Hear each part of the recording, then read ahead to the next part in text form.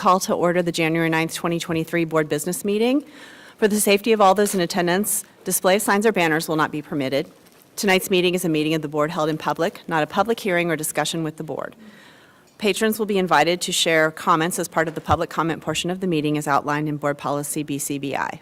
That time is set aside on the board's agenda for members of the public to share their thoughts. It is not a time for dialogue with or a question and answer session with the board.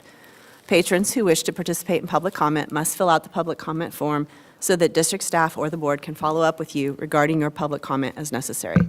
If your comments require follow-up from the board or district staff, that will occur after tonight's meeting. The district assumes no responsibility or liability for the information shared during public commentary. The views expressed are solely those of the speakers and do not necessarily reflect the views of the Lawrence Public Schools. Please be respectful of the presenters and the board as we discuss and deliberate the issues and topics on tonight's agenda.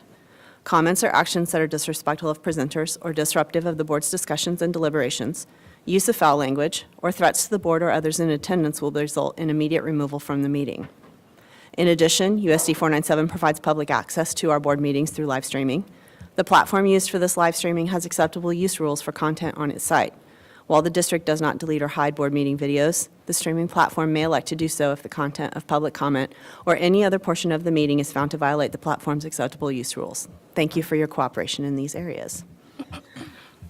With that, we are ready for a motion to approve the agenda. This is Carol. I move the Board of Education adopt the items listed on the... Carol, we just need the agenda. Oh, yeah, sorry. That's okay. Excuse me. No. Let's see. Just a moment, please. Agenda. This is Carol. I move we approve the agenda for the January 9th, 2023 board meeting. This is Eric. I'll second. Kimball, Yes. Van, Yes. Hill, Cadu Blackwood, Yes. Gordon Ross, Yes. Jones. Yes. Motion passes 6-0. Thank you. At this time, we have special recognitions, and I would like to invite Amy McInerney, Free State High School principal, to the podium to introduce our honorees.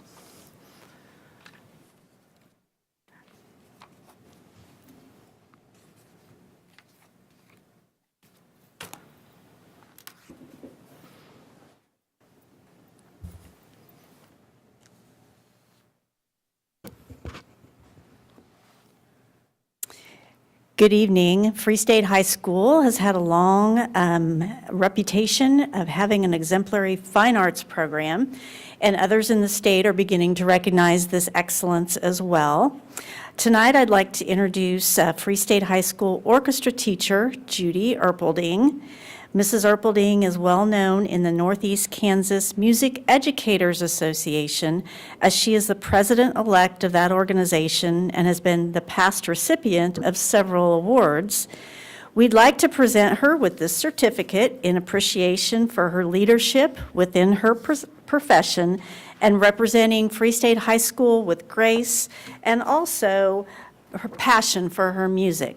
So Judy, I didn't tell you that we are giving you a certificate tonight as well, but I thought we were recognizing fine arts tonight. We might as well go ahead and recognize her for being that president-elect of that prestigious organization for this next year. So Judy, congratulations. Thank you.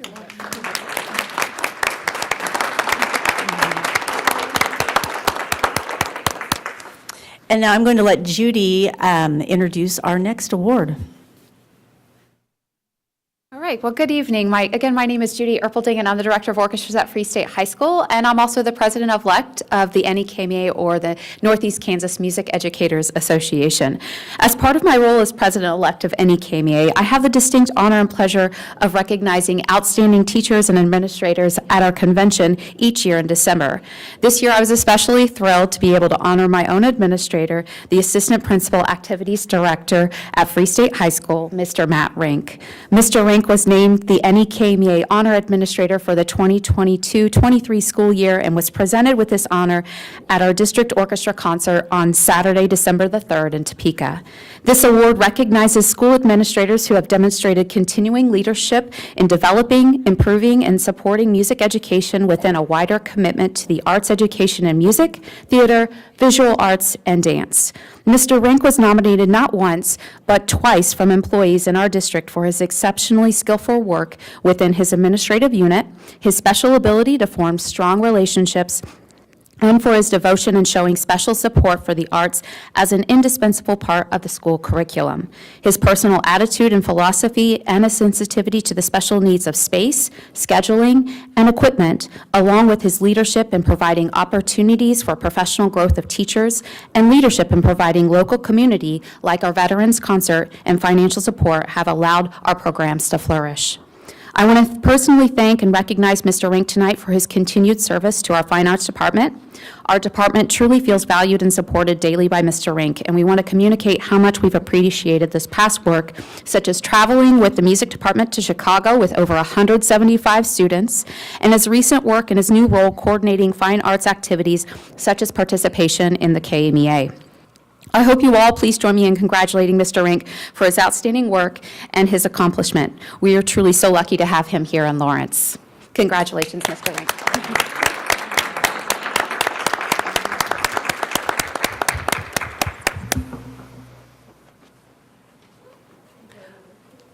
Thank you, and congratulations to both of our award members. Awesome. It is Yes, awesome. congratulations. What an honor. All right, we also have a retirement to recognize this evening. Yes. The Board of Education recognizes the following staff members with sincere appreciation for their years of service and devotion to this community and its schools. Linda Long for 23 years of service. Thank you for your commitment. Thank you, Paula. At this time, we are going to recess into executive session.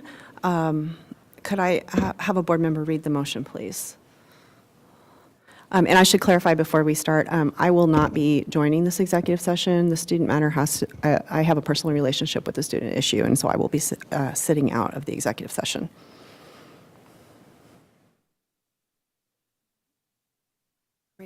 I move the Board of Education recess to executive session to discuss matters affecting a student in order to protect the privacy interests of the individuals to be discussed with Dr. Anthony Lewis, Kevin Harrell, Greg Goheen, invited to be present, and with the board to return to open session in this room at 20 minutes with no action to follow.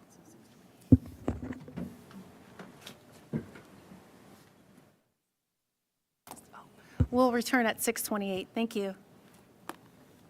Have a second? This is Eric, I'll second. Van?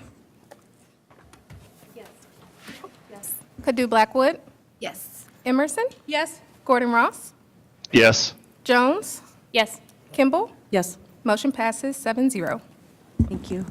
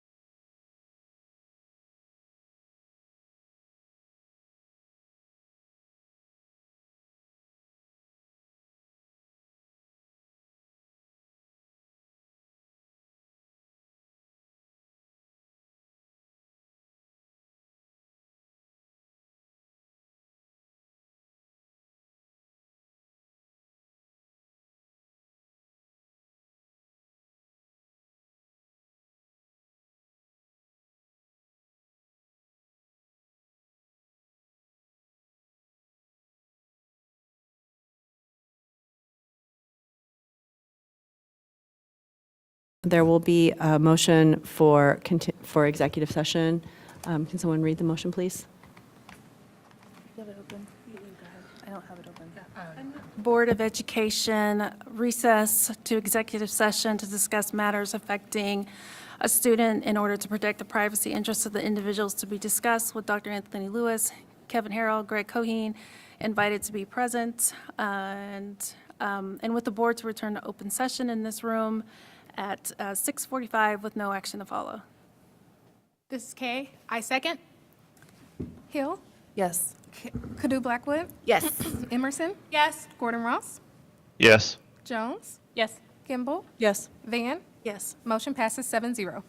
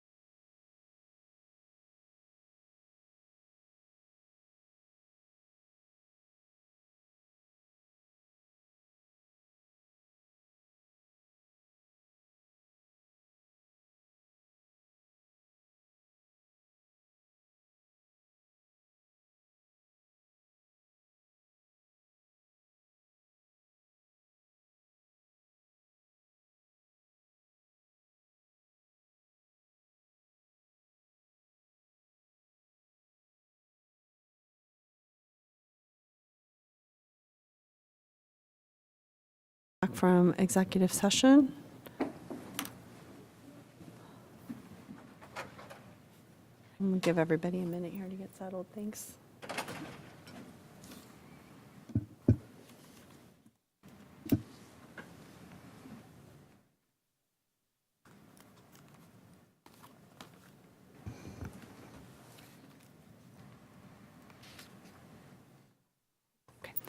At this time, we'll have the report of the superintendent of schools from Dr. Lewis. Thank you. Good evening, board members and members of the community. Welcome back. Welcome to 2023. You may have noticed around town there's a lot of digging going on and all over town. That's us. That's a result of our work. You may recall our board did approve us to contract with a company that's going to provide us with our own fiber optic wide area network, or you may be familiar with WAN, or some say WAN. So currently, just to put it in perspective, the district has 19 1-gig circuits, 3 2-gig circuits, and 3 10-gig circuits. I'm learning all about this technology stuff as well, but our plan is to have a 40-gig service within the first 4 years of this contract, with intent to ultimately grow to 100-gig capacity. In addition to increasing our gigabytes, this saves us over $132,000 a year out of our general funds, which would equate to over $3 million for the life of the contract. This is something that is really huge for us as a school system and as a community. So we're really excited about the work that's going to take place, or that is taking place, and it's good. It's fun to see that all of the digging is as a result of some of the action that we are taking to improve our network. And I will tell you, it's been great to see all of our staff return to school last week over from the winter break. I especially appreciate all of the school activities and all of the activities our teachers are engaging our scholars in these first few days back to build those relationships and trust and a sense of community. I also want to thank Vice President Paula Vann for sharing an overview of our board's legislative priorities during the Chamber's annual event on Friday. As you know, the Kansas legislature is back in session today, and I hope that members of the Lawrence community will follow what's happening in Topeka and plan to advocate for issues that affect our schools, including funding. If you recall, our board did approve our legislative priorities back in October. And so those are available on our website, and we really want to advocate for our full special education funding to the 92%. So to kind of put that in perspective, and we shared this with our legislators, we spent over the past 3 years an average of about $18 million in SPED services, and we only receive about $13 million from state aid. And so doing the math there, you can see if it was funded at the 92%, we would not have had to cut about $4.6 million out of our budget last year. So this is huge. And here's the thing. Some may think that the special ed funding just impacts special education students. Yes, it does. However, when there's a shortfall, that comes from the general fund, thus affecting all students. I was able to get into a file cabinet around here that I've been looking for keys for a while. I won't tell you where those keys were if they want to lease his desk for close to 5 years, and finally got into the file cabinet. But I pulled a file of our old legislative priorities, and I just randomly selected one, which just so happened to be 1994 legislative priorities, which was the year I graduated high school. And the number 2 legislative priorities back in 1994 was to fully fund special education. And so this is something that, as a school system, we have been working on for quite some time. I do appreciate the governor saying that she will indeed support fully funding special education. So again, you can help. The more voices that they hear, the better opportunity that we have to fully fund special education. Whether she does it all in one at once in 1 year or over 4 or 5 year period, that's still a tremendous amount of money that will help us as a school system, given our current budget situation. Our first day back was last week. Our teacher's first day back was last week. Kansas Commissioner of Education, Dr. Randy Watson, called Quail Run Elementary 4th and 5th grade teacher Julia Ferguson with the news of her selection as the Kansas Horizon Award winner. We certainly congratulate and appreciate Ms. Ferguson for her outstanding support of student achievement and success. As a reminder, I want to share that we are out of school this coming Monday, January the 6th. And as we observe Dr. Martin Luther King Jr. holiday, all district buildings will be closed. We also hope that the board and our school community and the community at large will join us for our 2023 One Dream MLK celebration that will take place on January 19th at 6:30 at the Lead Center of Kansas. Our district student equity team selected the theme for this year, Love Illuminates Life. This evening, we'll feature a gallery of student work and educational resources and student and staff performances and recognition. We look forward to presenting our Illuminator Awards to students and staff that were nominated by each of our schools and to community partner LMH Health.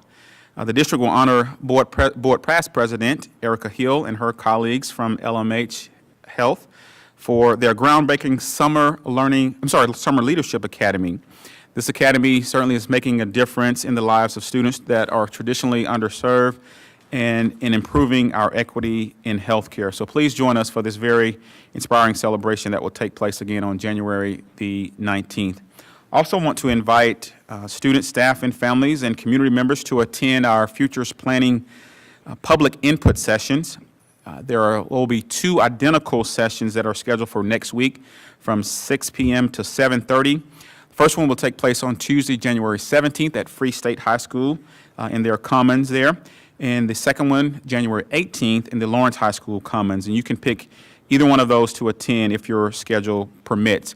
Our next Futures Planning Committee meeting will be this coming Wednesday, January the 11th, beginning at 5:30. And as a reminder, all of the resources, documents, whether it's homework or any other resources that the committee engages in is available on our website at usd497.org/Futures Planning Committee.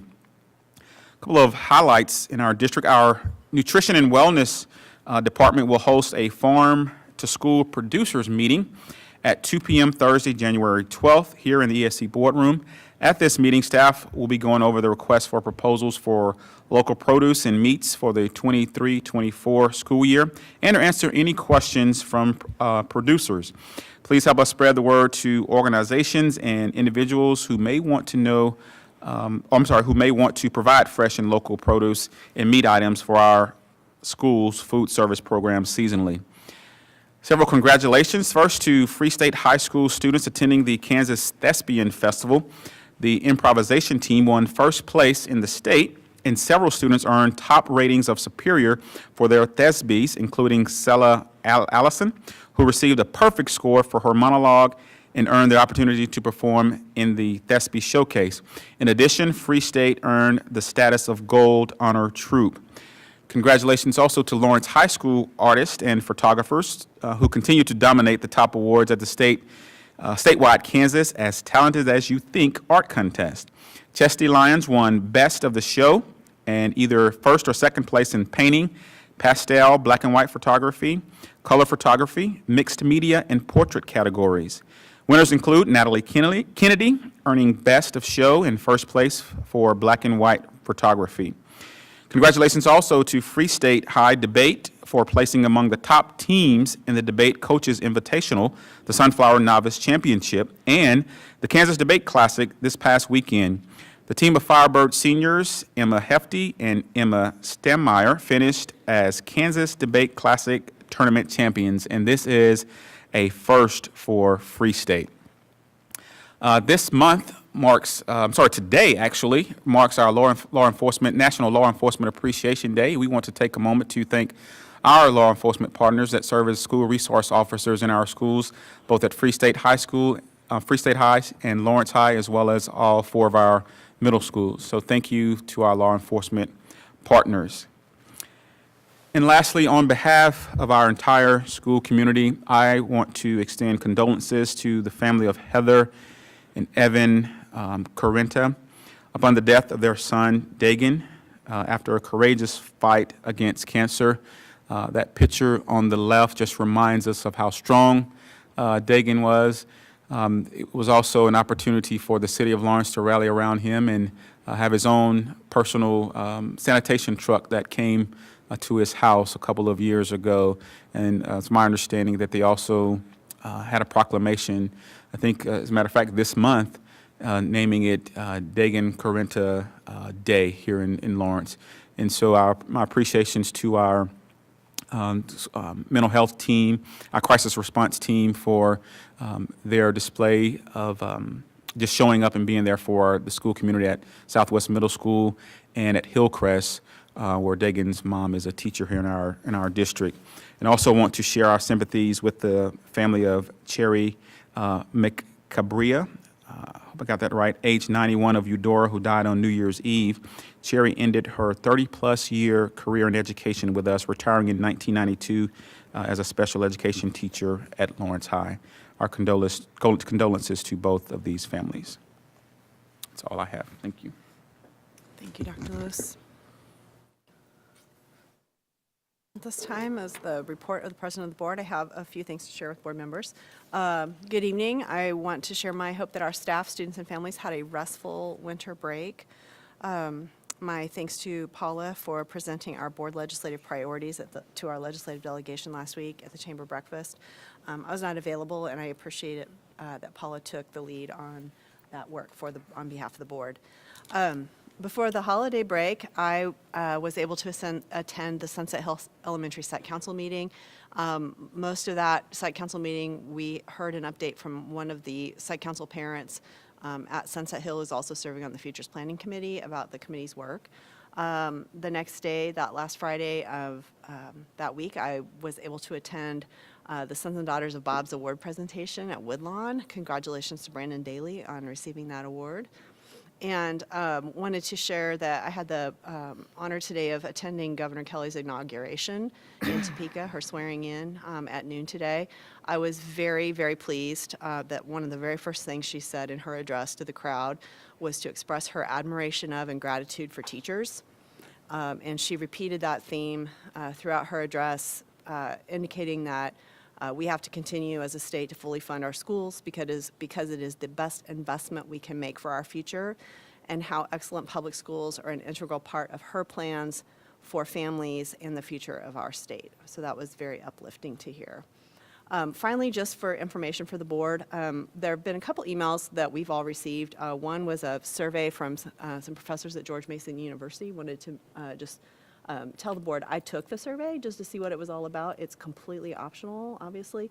It was mostly about your experience as a board member during COVID, in case you were curious as to what the questions are about.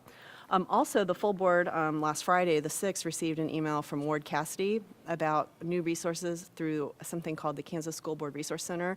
I just wanted to make sure board members are aware that that is being funded by Kansas Policy Institute.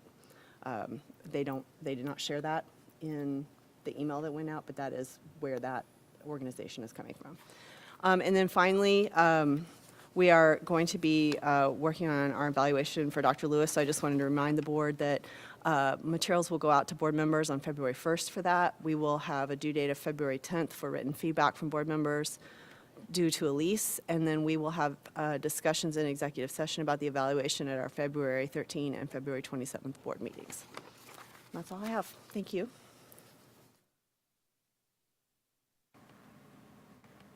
Our next item on the agenda is public comment. Could I have a board member read our public comment policy, please?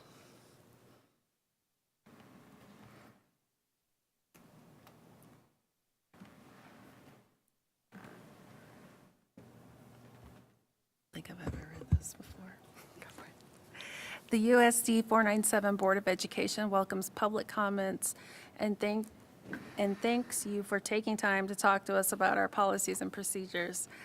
We set aside this time during our regular meetings to hear from the public, patrons who wish to. I'm sorry, can I, excuse me, Paula, just a moment. Can I help you?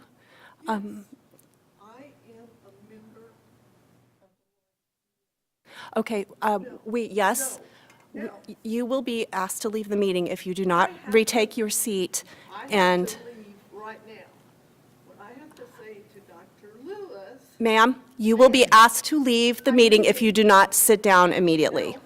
Okay, will you please escort the member of the public from the meeting? You are interrupting our meeting, and we have procedures that we need to follow, and they apply to everyone equally and I am asking you to please retake your seat. You will be invited to give your public comment momentarily once we have completed those procedures. If you would like to take a seat and be called up, you may. Otherwise, I'm going to ask that you leave. And you are not going to interrupt this meeting any further. I don't need to. Okay, I'm please, leaving. please, thank you. Dr. Lewis. No, you are not going to address the board outside of the Until I context. leave, I will. No, you will not. I will too. Officer, please escort her from the building. Thank you. Thank you for your help.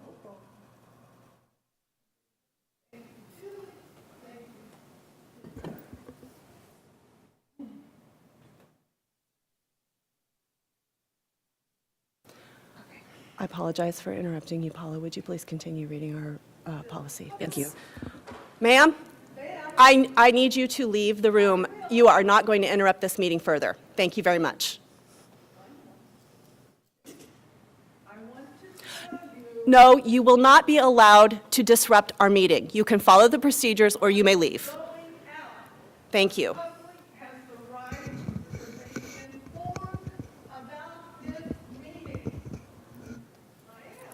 We will pause until the disruption has been completed. Thank you.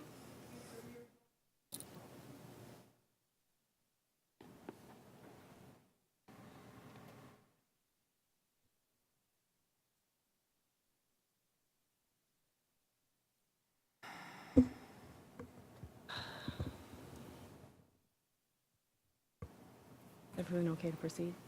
Okay, all right, please continue, Paula. The USD 497 Board of Education welcomes public comments and thank you for taking time to talk to us about our policies and procedures. We set aside this time during our regular meetings to hear from the public. Patrons who wish to participate in public comment must fill out the public comment form so that the district staff or the board can follow up with you regarding your public comment as necessary. This is your time to share your opinions. However, public comment is not the appropriate forum for making complaints about specific staff or students. If needed, the board president or presiding officer of the meeting may direct that a patron's comment be heard by the board in executive session in order to protect the privacy of the individuals to be discussed. Before participating in public comment, to share a complaint, the board requests the public commenters to follow the complaint procedures set out in the board and district policy as appropriate. If you need assistance in these processes, please let the board clerk or other district staff know. The board president will invite comments on topics that not included on the agenda at the beginning of each meeting. Comments relating to agenda items are welcomed after the board has had the opportunity to discuss the topic. Please limit your comments to 3 minutes.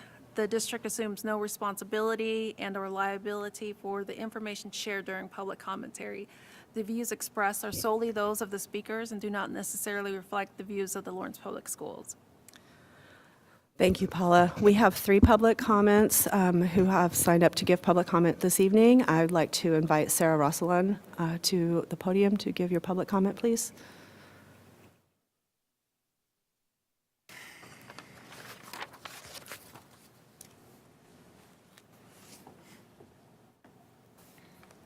All right, didn't know I was going to do this till about an hour ago, so. Good evening, my name is Sarah Rosselin, and my pronouns are she and her. I am a staff member and a parent of a current student and 2 Lawrence High grads. I spent some time looking over the projections and data being presented tonight. Sarah? Oh, sorry. You think I would know this by now? I guess I'm just thinking like teacher voice, so, okay. Sorry. So I spent some time looking over the projections and data being presented tonight. It has me feeling a little sad. It feels like we're being reduced to numbers on a spreadsheet. I tell my students all the time that they are more than a test score. Testing is a snapshot of where they are. We set goals for where we want to be. Their scores help me determine what they need, what skills to develop, what skills they are mastering. Just as kids are more than a test score, teachers are more than a number on a spreadsheet. We are new to the profession teachers, fresh from academia, eager to start a career. We are teachers who have taught a few years, wedged in the space of student loans and some starting families. We are veteran teachers mentoring School of Education students, using our experience and expertise to meet kids where they are and lift them up to their next adventure. We are teachers who are close to retirement, possibly caring for aging family, keeping up with ever-changing initiatives, who later come back after retirement to volunteer. We have one of those this year. We need substitutes. We need classified staff. Please consider their salaries. These amazing folks literally keep our schools running. They do so many things that let our teachers teach. They clean up barf, help kids self-regulate, provide academic support, and cook and serve meals. As we move forward with cuts in programs and possibly buildings, I ask you to remember that for many of us, our schools are our second homes. We celebrate together, we mourn together, we succeed together. We are here. We show up. We do what's best for kids, even if it means working past our contracted hours. For years, we have covered and made do to help keep budget cuts and staffing cuts from being felt by our students. We have reached the point where our Band-Aids aren't big enough anymore. We are still here to support our kids. We are more than just a number on a spreadsheet. Thank you. Thank you. Our next public comment this evening is from Cynthia Courtney.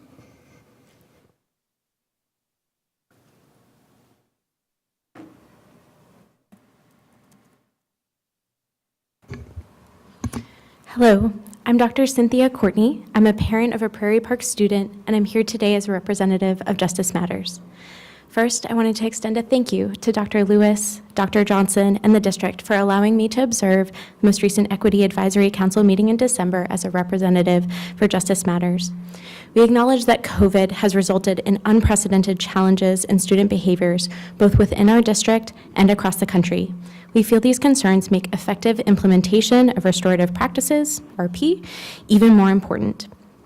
Dr. Johnson, I believe on October 24th, helpfully clarified and cited a goal of having 6 to 10 team members with Tier 2 or Tier 3 restorative practices training at each school. So far, our committee members have not gotten clarity on how many individuals at their school already have this level of training. They will continue to follow up with site councils and their other connections.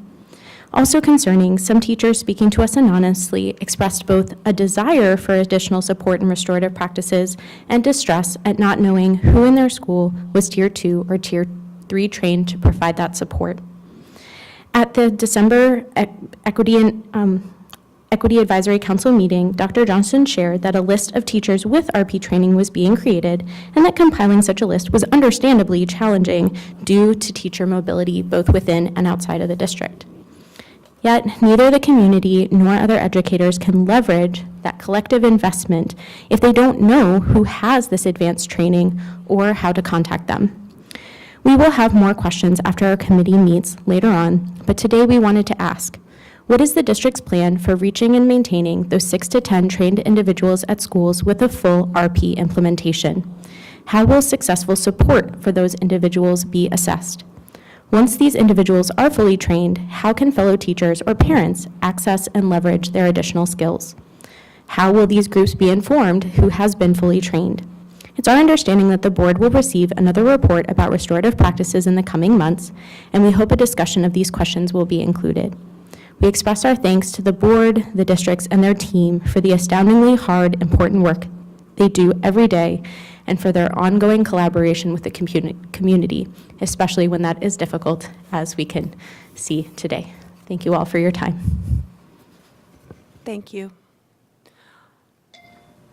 Our third public comment this evening is Lana Siebel, and due to the content of the public comment, the board will be hearing this public comment in executive session.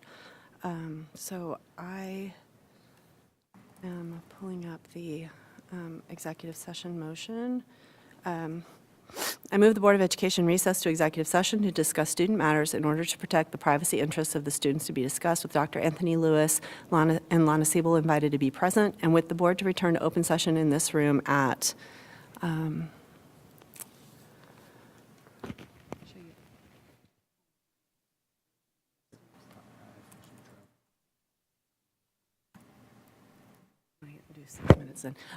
at 7:16 p.m. with no action to follow. Erica, I'll second. Kimball, Yes. Van, Yes. Hill, Yes. Kadu Blackwood, Yes. Emerson. Yes. Gordon Ross, Yes. Jones. Yes. Motion passes 7-0. Thank you.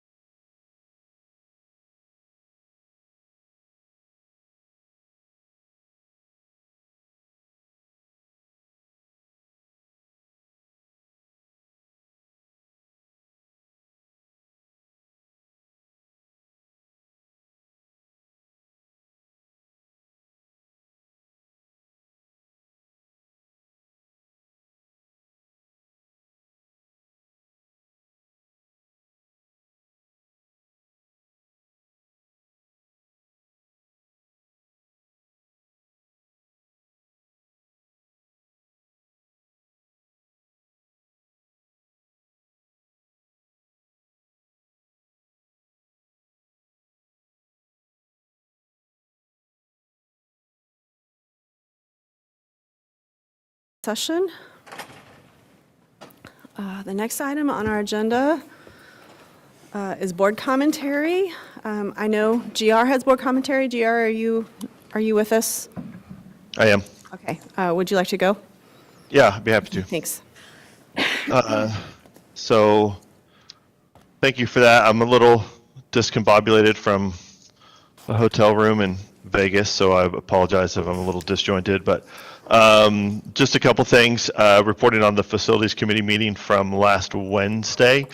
Start off with, we have a couple items on consent this evening. 2.8 increased in encumbrance of device repair. Back in October, the board approved setting aside $60,000 for repairs for devices, but due to increased repair costs, administration has asked us to increase that and set aside an additional $60,000. 2.9 fire alarm system replacement at Prairie Park.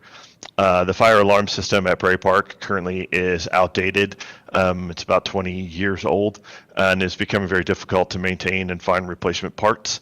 And so this work will update that. And also at the same time, they're going to replace the clocks and then sync the fire alarm system with the new clocks as well. And so with this repair work, we'll repeat this probably as often as we can. The entire building will be closed this summer, so that work can be done. And the total cost for the fire alarm and the clock replacement, including a 5% contingency, is not to exceed roughly $132,000. 2.10 is an approval for release of an RFP for a sale of property. The district currently has some unused property adjacent to the Holcomb recreational property just off 25th Street. The current building that's on that property was built in about 1979, and from 1982 till about 2004, it housed the Lawrence Alternative High School, and later the Community Transition Program, or CTRAN, and high school culinary. But it hasn't housed an academic program for about 7 years. Right now, the district currently uses that building for storage. The district and the Facility Planning Committee has considered selling this piece of property for several years and was even discussed by BPAC last year. The piece of property is just under 9 acres, and currently the district has no future plans for the property. Over the last several years, several prospective buyers have inquired about the property. After this evening, if the district would notify any previous interested buyers, it would advertise the RFP in local papers and on social media. Start to finish, administration estimates that a sale were to proceed, it would conclude in about 10 months, and proceeds would be put back into capital outlay and be used on current or future F&O and or district capital outlay projects. By law, those funds would have to go back into capital outlay. We couldn't use them anywhere else like general funds. And then 2.13 annual and semi-annual fire alarm testing and inspections. We contract with a company called Tech Electronics to assist us with our performing and inspections of district-wide fire alarms.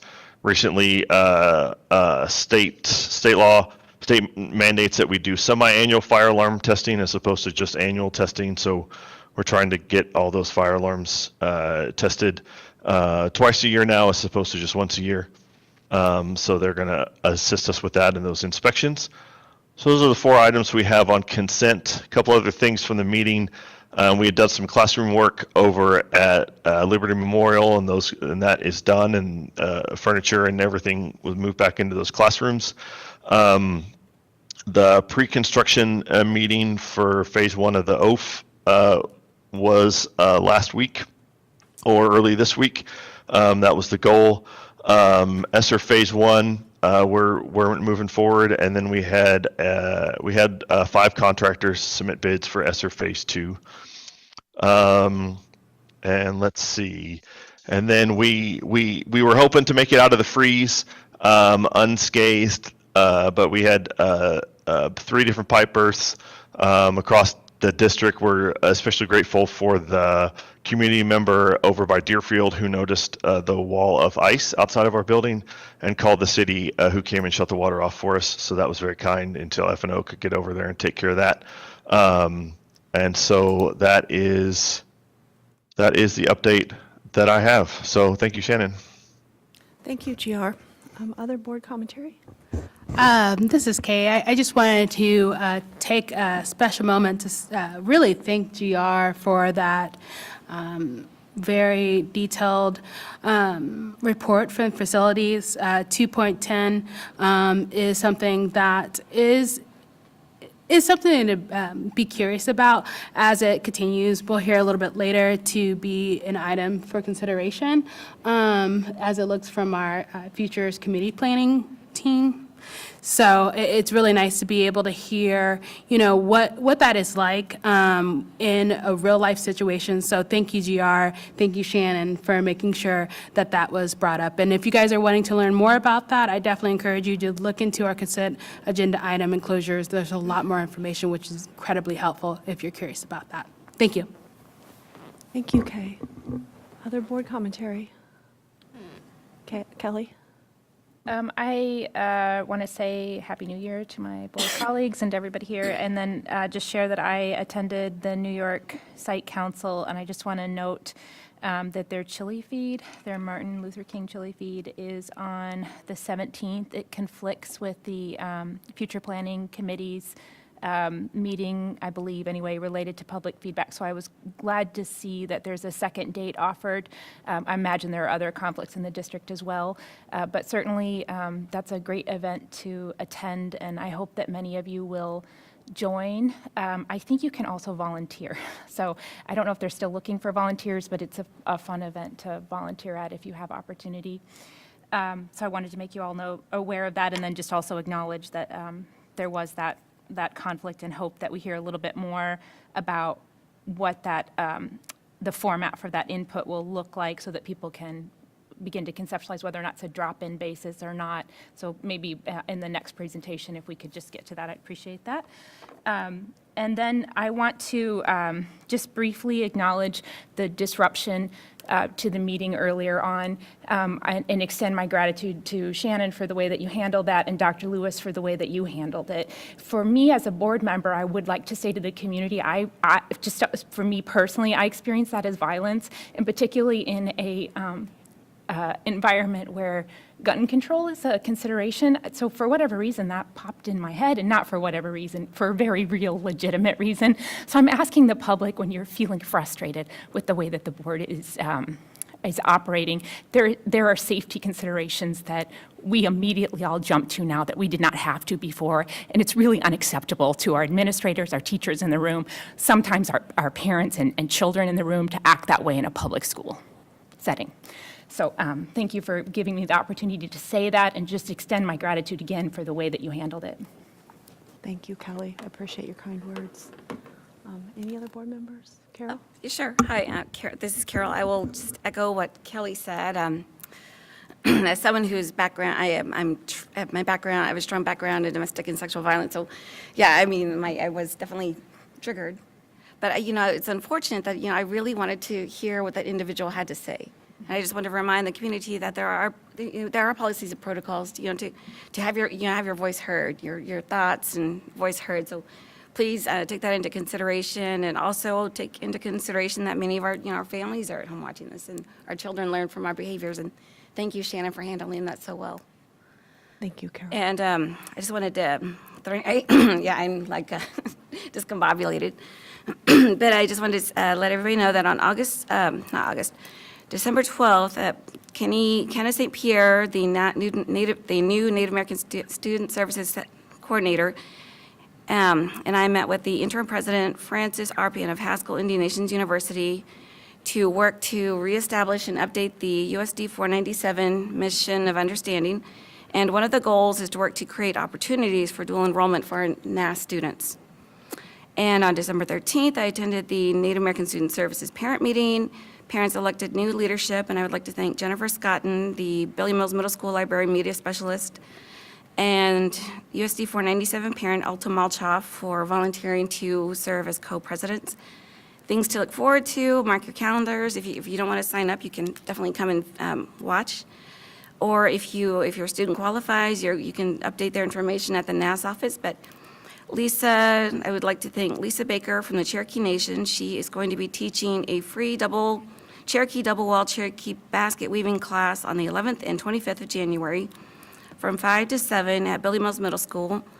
And on January 18th, the NAS the NAS committee will be hosting a fashion show at Billy Mills Middle School from 7 to 8.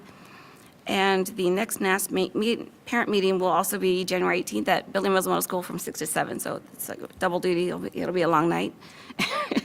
And on January 3rd, I attended the Equity Advisory Council meeting where we reviewed the Equity Impact Analysis tool and made recommendations for changes to the Equity Impact Analysis tool. The next meeting will be February 7th. Thank you. Thank you, Carol. Any other commentary? No? Okay. At this time, we'll move to the consent agenda. Consent agenda items are those that are considered routine and are adopted by one motion unless any board member or the superintendent requests that an item be removed. The item or items removed are voted on separately. Kay, before the meeting, had requested that we pull 2.10, approval to release RFP for sale of property. Do you still wish to pull that? Honestly, I really believe that GR did an amazing job explaining that, and I do feel that if individuals are wanting to learn more information, I highly encourage you to check out our consent agenda item and look in those enclosures. That's how I feel about that at this time. Okay, so we don't need to pull it. Okay. No. Thank you for that. All right, so would a board member like to make the motion, please, for consent agenda? This is Carol. Let's see, just a moment. This is Carol. I move the Board of Education approve the consent agenda. This is Kay, second.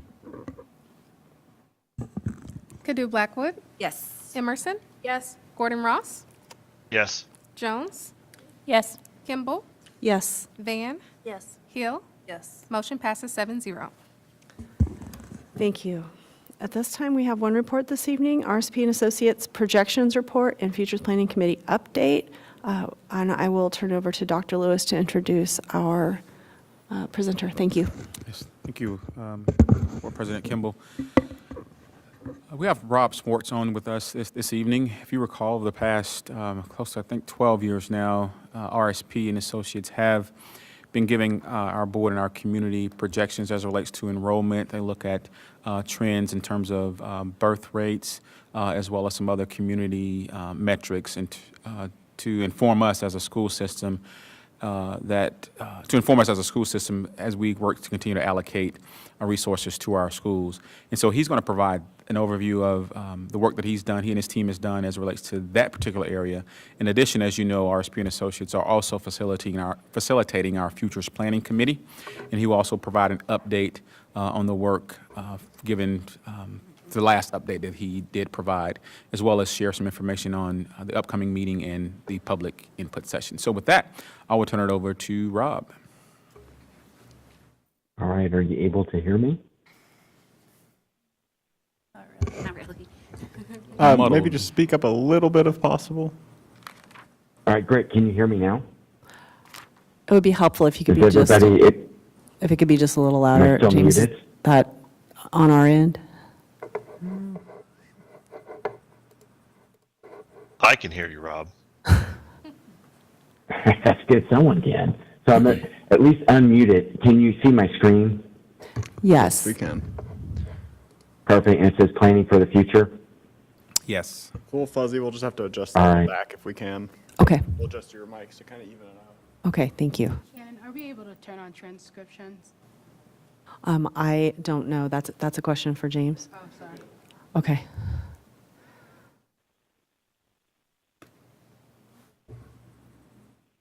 So am I waiting to hear if the audio can be changed? I think they're working on adjusting it a little bit, Rob. Adjusting that. Thank you. Thank you. Cool.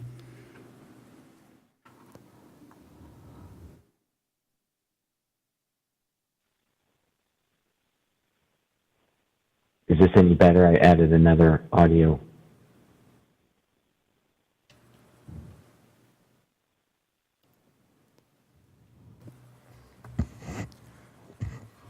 Go ahead and try again. All right, Rob Schwartz speaking. Are you able to hear me? Yes, that's much better. Wait, we're good. All right, outstanding. All right, so my screen is up there. Happy 2023 to everybody. I'm going to take you through this conversation. There's 81 pages that you were sent. I'm not going to go over every single page. I'm going to hit the highlights. The pages I'll focus on the most will be the ones that are starred as helpful hints as a signature page.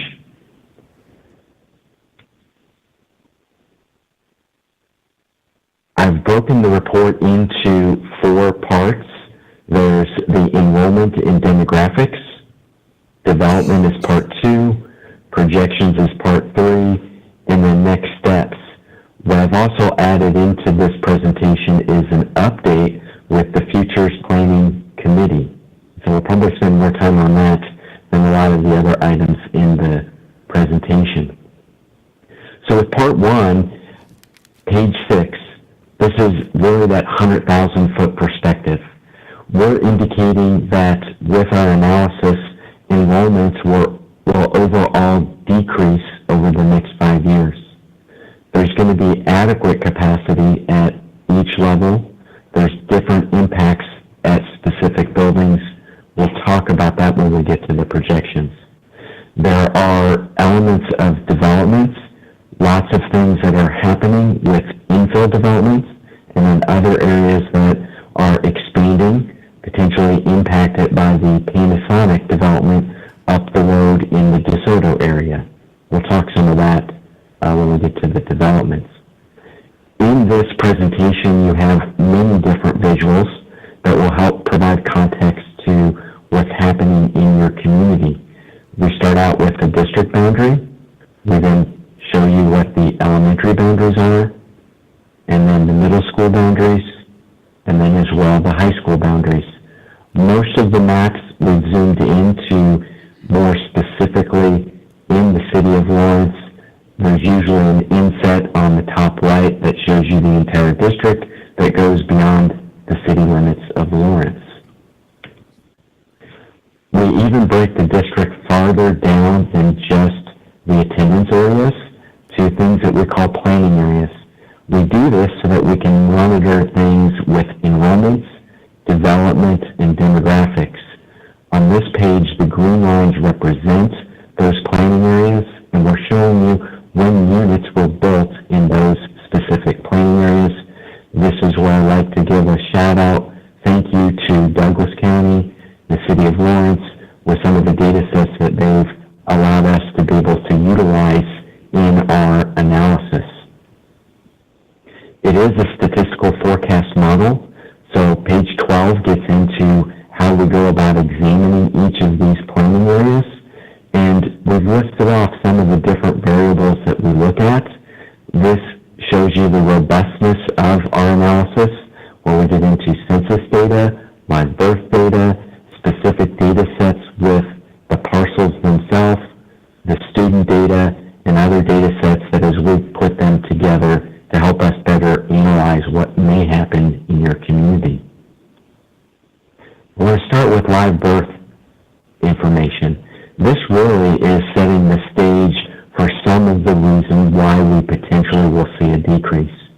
This visual, the blue lines or blue columns, represents the number of live births that took place in that year.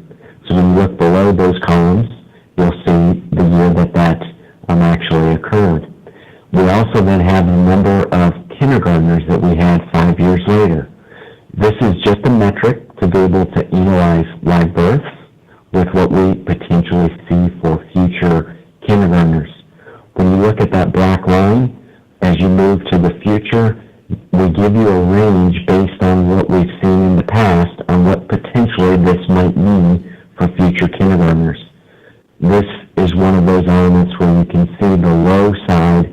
We can see as few as 544 kindergartners if we have a low projection range on the decline in live births that have happened in Douglas County.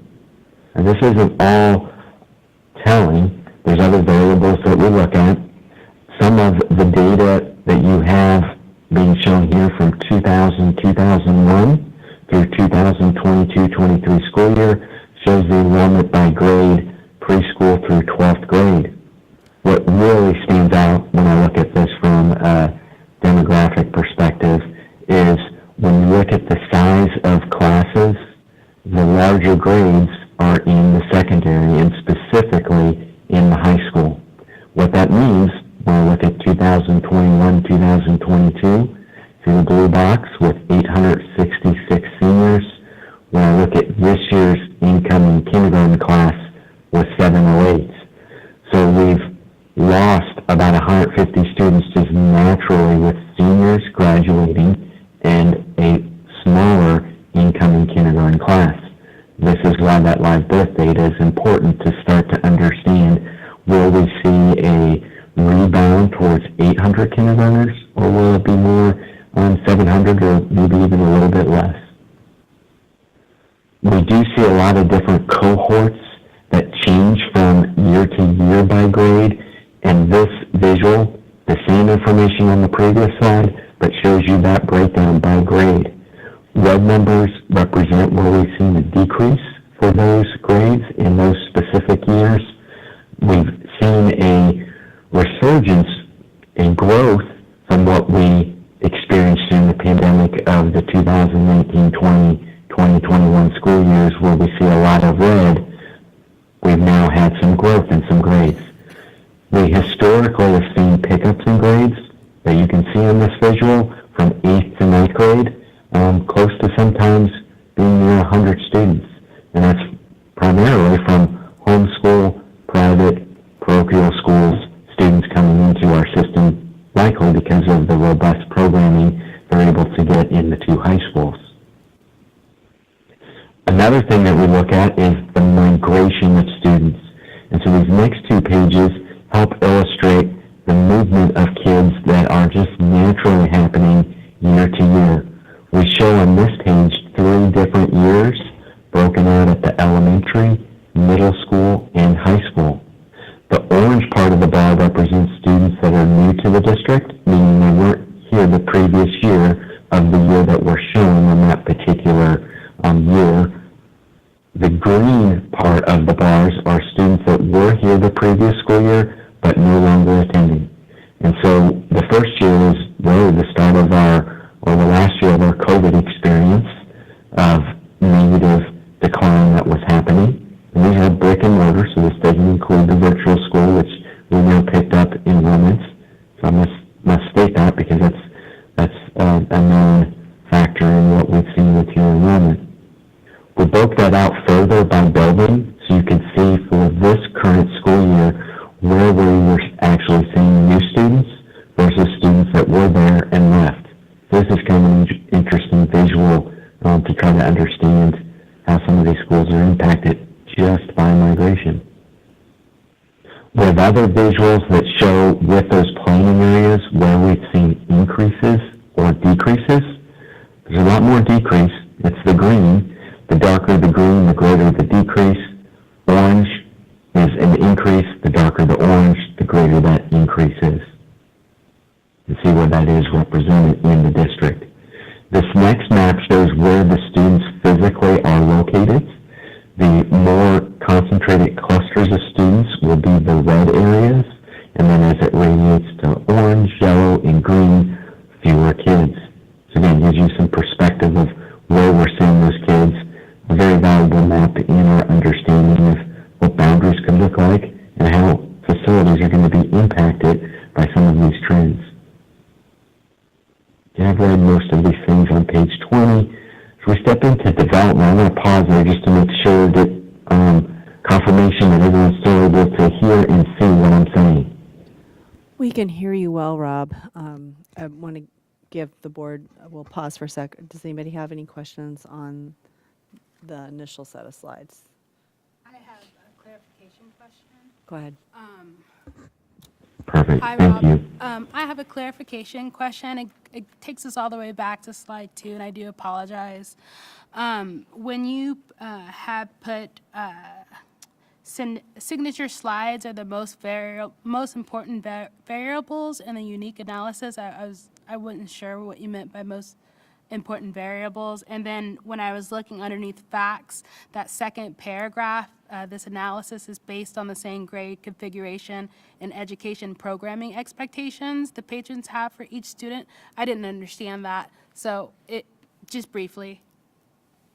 Yeah, so lots of variables that we look at. We've identified signature pages as things that board members, community members may hone in on, such as live birth, migration, the projections themselves. So just a way for patrons, even you as a board, to read through the report and quickly identify of these 81 pages for the enrollment analysis, which ones are probably the most important to understand what that may mean for your future. The statement that I put under the facts is really related to a little bit of the Futures Planning Committee. What if we were to look at something that changed how programming was delivered, or how, let's say, a grade configuration could be changed? That would have maybe a different impact on what we'd see with enrollment. Another thing would be, for instance, we started our Montessori in New York, the early childhood at Kennedy. Those are perceived as positive ads for opportunities for students to get different experiences than what you get in different buildings. So if we expand that or do something different, it probably would have a different impact on our outcome. Thank you. Kelly? You're welcome. I have a question related to the emphasis on live births in a county. I can see why that would be a contributing factor to your forecasting, and I appreciate the inclusion of it. I'm trying to understand, perhaps this isn't the truth with Lawrence, but it seems to me that there's a transient component with the university here. When a school district is in a community where there may be more transition, how often do students start in, how many of our students were born in Lawrence? Does that make sense? Like, how do you utilize that and consider that component? Yeah, that's a great thing. So, University Town, I think we have a slide here in a bit that gets at what enrollment has been at the university. Yes. And we have to augment, knowing that with a University Town, sometimes that conflates some of the impact of live births. So this really is a metric for us to say if everything stayed exclusive to live births, and we know it doesn't because people that were living here had a baby, very likely some of them have moved on. Much like we know there's new people that move into the community, they may have children, were not born in Douglas County. So we try to marry up the fact of here's live birth data, and here's what we're seeing with the trend. Is there a correlation? But we know when we move down here to the migration on page 16, this starts to counteract that we know there's some differences of who's there 5 years ago and what we might see in the future for kindergartners, which is why our kindergarten factor in the future focuses on live births, but also has variables fit in that meet up with the type of home. So is it single family, multifamily, mobile homes, duplexes, and then what is that type of product? So when was it built? What's the square footages? What's the value? All those things start to come together to say, here's what we think your future enrollment can be. A great observation. Thank you. Okay, I think we're ready to move on to the next section. Rob, thank you. Perfect. So development. Always like to start out with how do some of these variables interact to help you understand what this might mean for the green line, which is census population estimates. And so it's above zero, so we have more people that have been moving into the Lawrence School District. So this is beyond just the city of Lawrence. It's the entire district boundary. The blue line represents the certificate of occupancies. It's a little bit different than building permits. This is when we actually can have people move into the residences, whether it's multifamily or single family. There's been activity. We've seen, when we look at the 22-23, we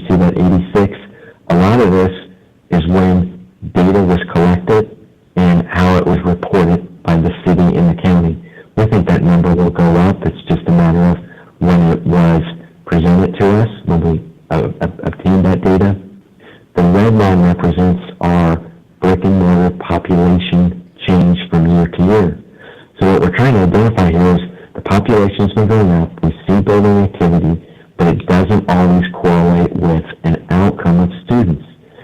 Some of that's related to millennial generation and how they're waiting longer and having fewer children. Some of that is other choices that families may be thinking or considering and actually doing since the pandemic. And so that gets into some conversation about COVID recovery. How are we at? Go back to the slides where it's by grade in the enrollment. You can see that we haven't been able to get back to what our enrollment was at a pre-pandemic level. So this is just an understanding of how population, building, and our actual enrollment are interrelated. To dig into that a little bit more, because of the planning areas we've created, we can understand what a yield rate is for a specific type of development. So on this page, I'm showing you single family. And I just want to highlight that bottom row where it says District K-12. When I look at in 2003, for every 100 single family units in the district, we were giving 38 kindergarten through 12th graders. You can see that's declined.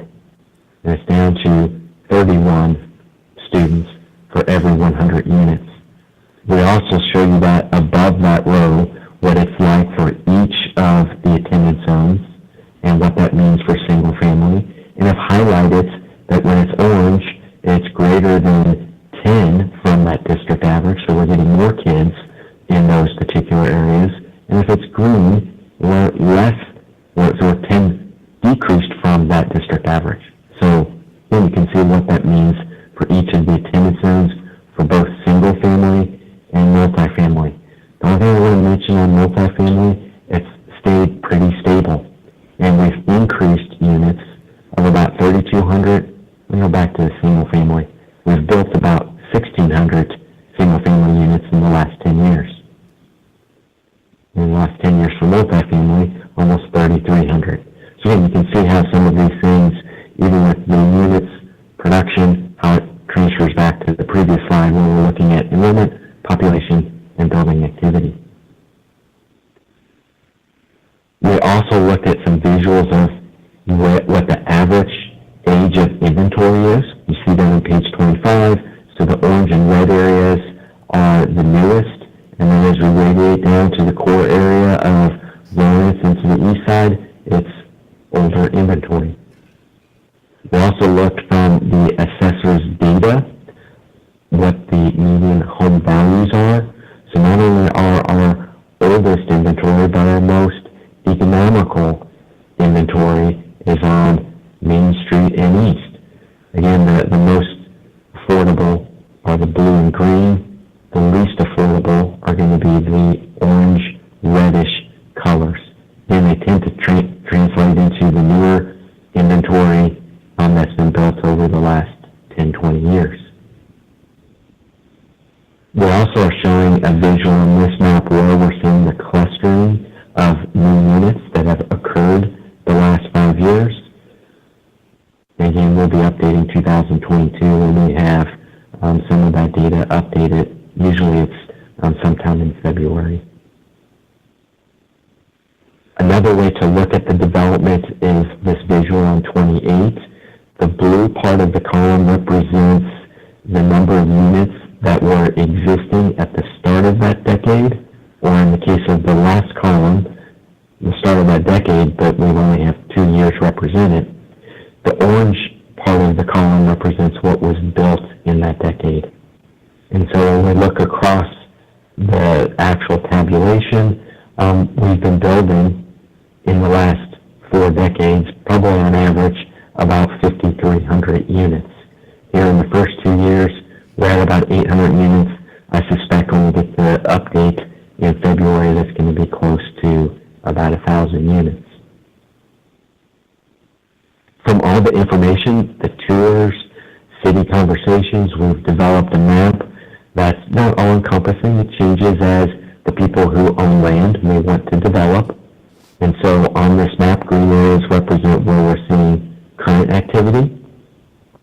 The yellow areas where we may see activity in the next 5 years, and the purple areas may be greater out towards 10 years.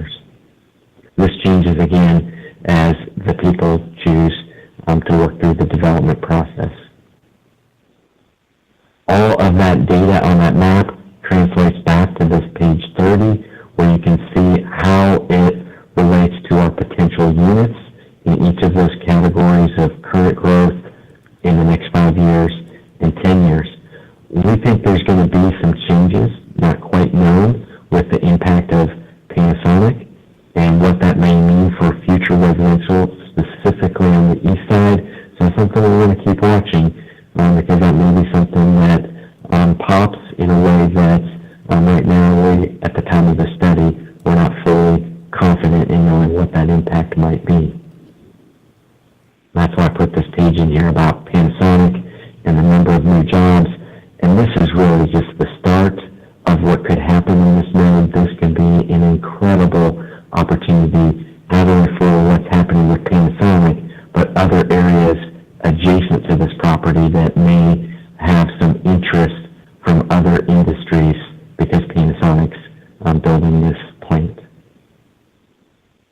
I mentioned about the University of Kansas enrollments. Here you can see how it's undulated over the last 20 years. We did make a note that some of the data, the way we have been able to get it, includes, in past years, all the different campuses across Kansas where students are. So that's what I put in the main takeaway of the 27,638, how many would be included on the Lawrence and Edwards campus versus those that are in the medical center. Even at Edwards campus, we'd like to pull that out differently too, because obviously that's not in Lawrence.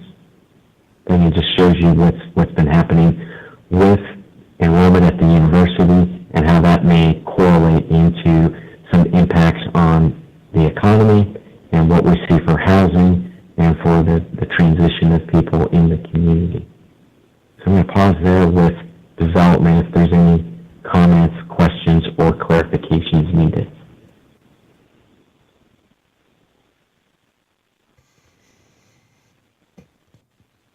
I'm not seeing any questions at this time, Rob, so let's. Perfect. Dr. Lewis, go Rob, ahead. just to clarify, can you hear me, Rob?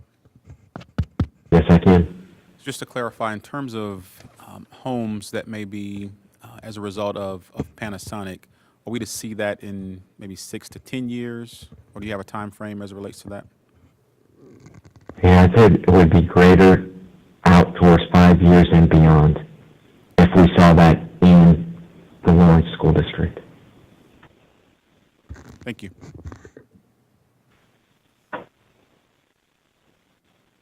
So as I transition into projections, this is kind of the meat of what we're seeing in our analysis.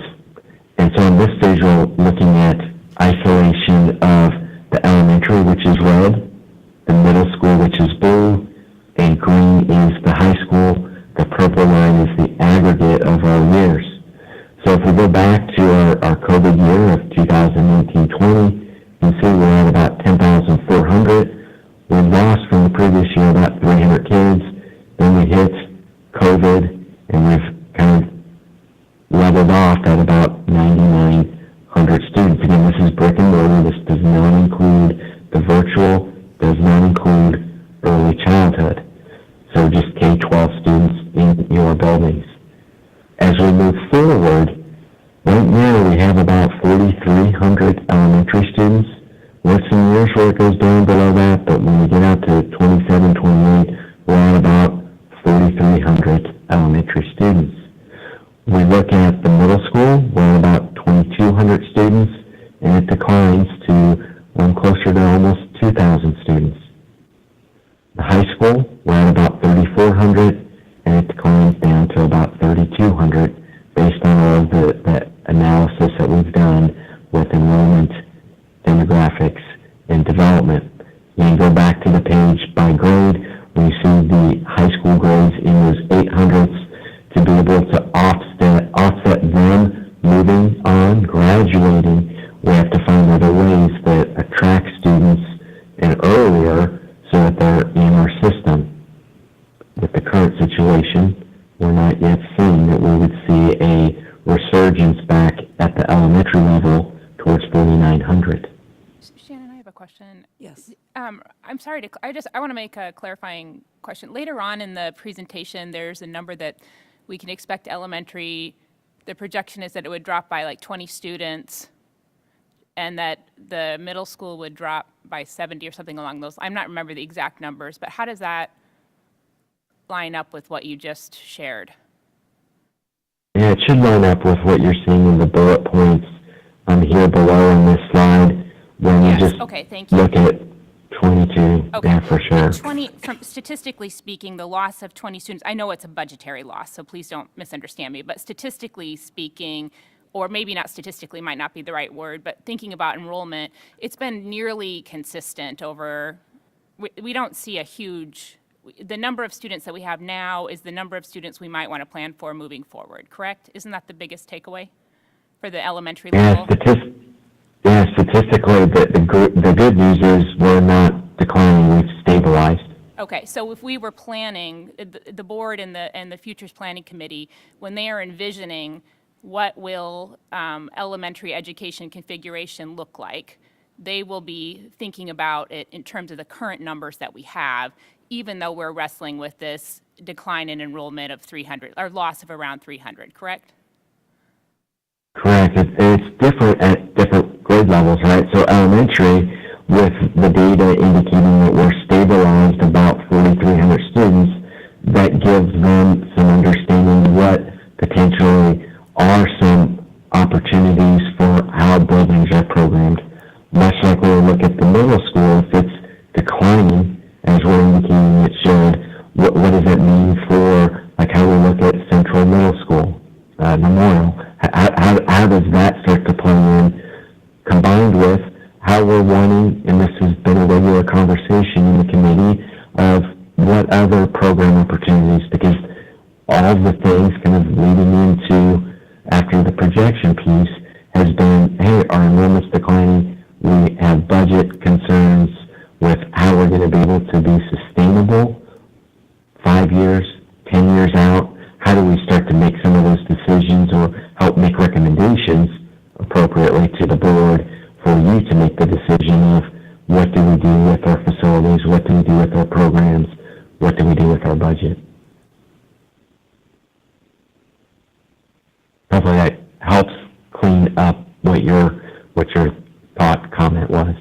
Doesn't make it more confusing. Thank you. So then as we push into the projections, we showed this as well to the Futures Planning Committee, where we just look at the district level. How many students do we have and how much capacity? So we can see district-wide about 12,700 students. Now that can change. Capacity is kind of one of those fickle creatures where if you make as a board a decision that we only want 20 students in the classroom, that's going to change what our overall capacity is. So the capacity numbers that were provided to us from the study that ACI has completed focuses on what the current utilization by grade is to get to these ultimate numbers that you will see at the grade level and building. So then the next series of slides focus on, again, just elementary. So here we have about 5,700 students that can be served, and we're at about 4,300 elementary students. Middle school at about 3,000 capacity. You can see declining to just a little over 2,000 students. Now we get to the high school, a 4,000 student capacity, and we're at about 3,200 students.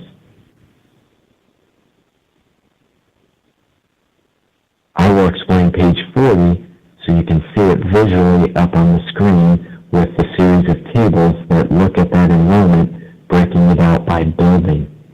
So on this page, in the next series of pages for elementary, middle school, and high school buildings, you'll see the building name listed to the left, and then under it the grades that we're forecasting the enrollment for. To the right of that, you see the school capacity for that building, and then for the last 4 school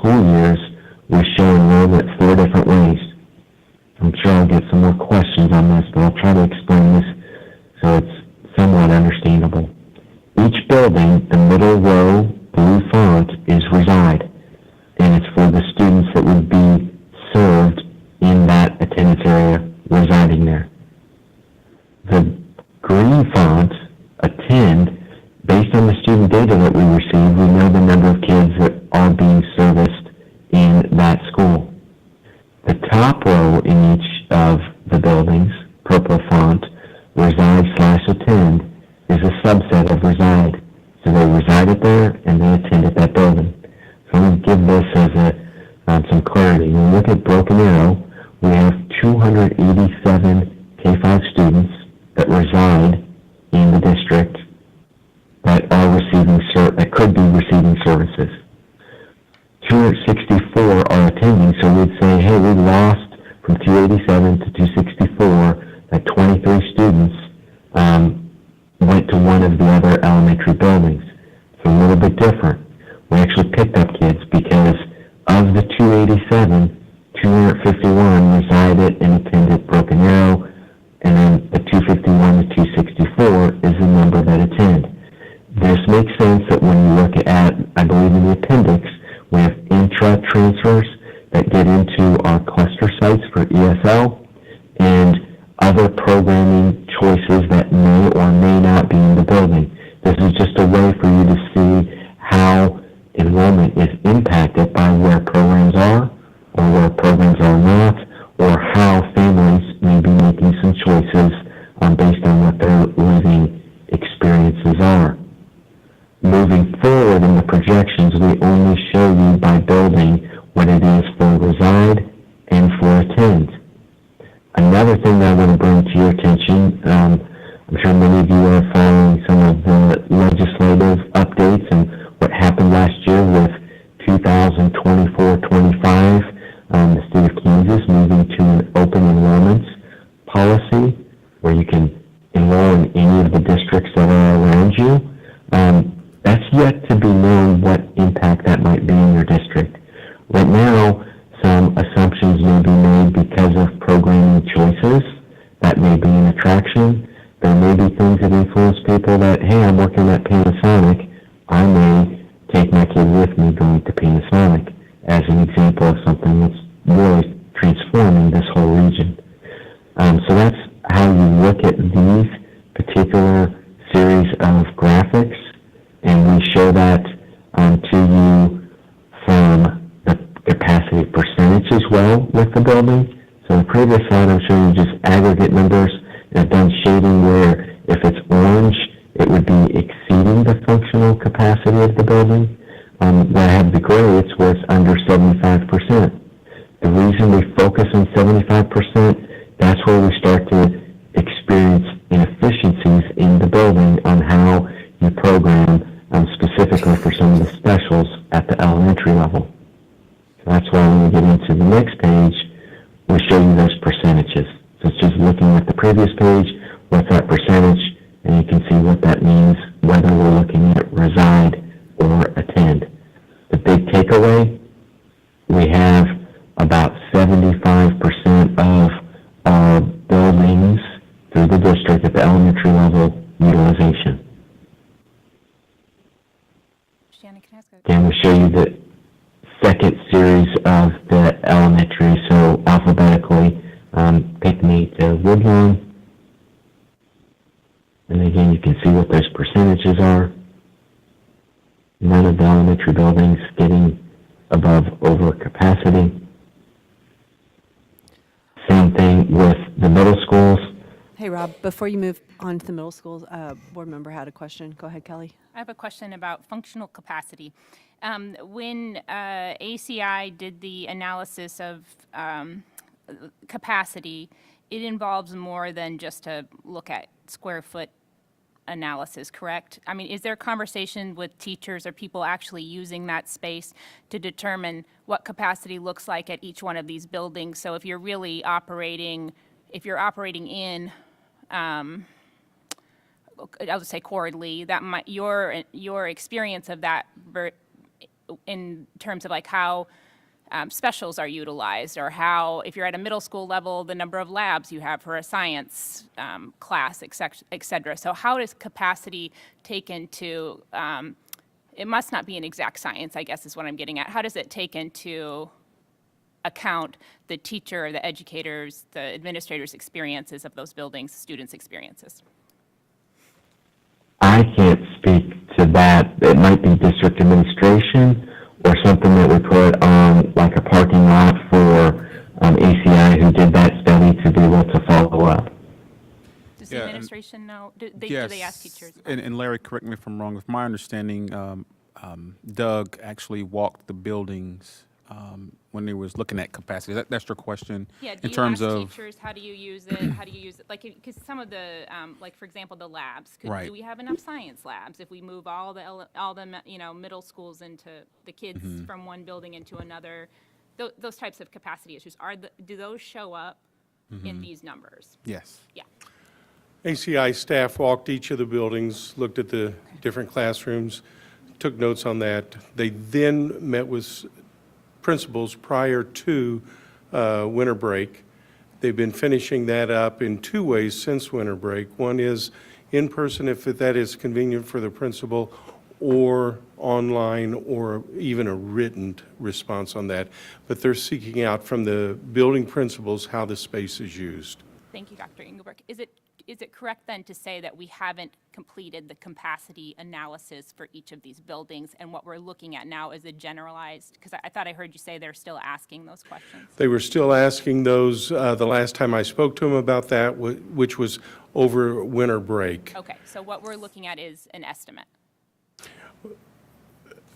Is an estimate based upon their personal observations of the buildings, and they want to verify that with discussion with the principals. And the educators. Okay, thank you. Okay, Rob, go on. Thanks. Great, excellent questions, because what the capacity is for a building does impact how you may feel things are taking place in the building. I also will tell you that some buildings, they may say we're at 75%, but they feel fuller than that because of some of the limitations that you brought up with class sizes, the programs, hallways, all of those different things. So very important to have that conversation. Again, the next series of pages, I'm not going to spend a lot on these. It's just another way of looking at the reside versus the attained, and then the capacity that has been established at this point for each of those buildings. So if you don't like the Excel spreadsheet look, this is a much more pretty way to look at each of those buildings and see it a little bit differently. I will pause there because I'm about ready to go into the next step. Is there any questions about the projections?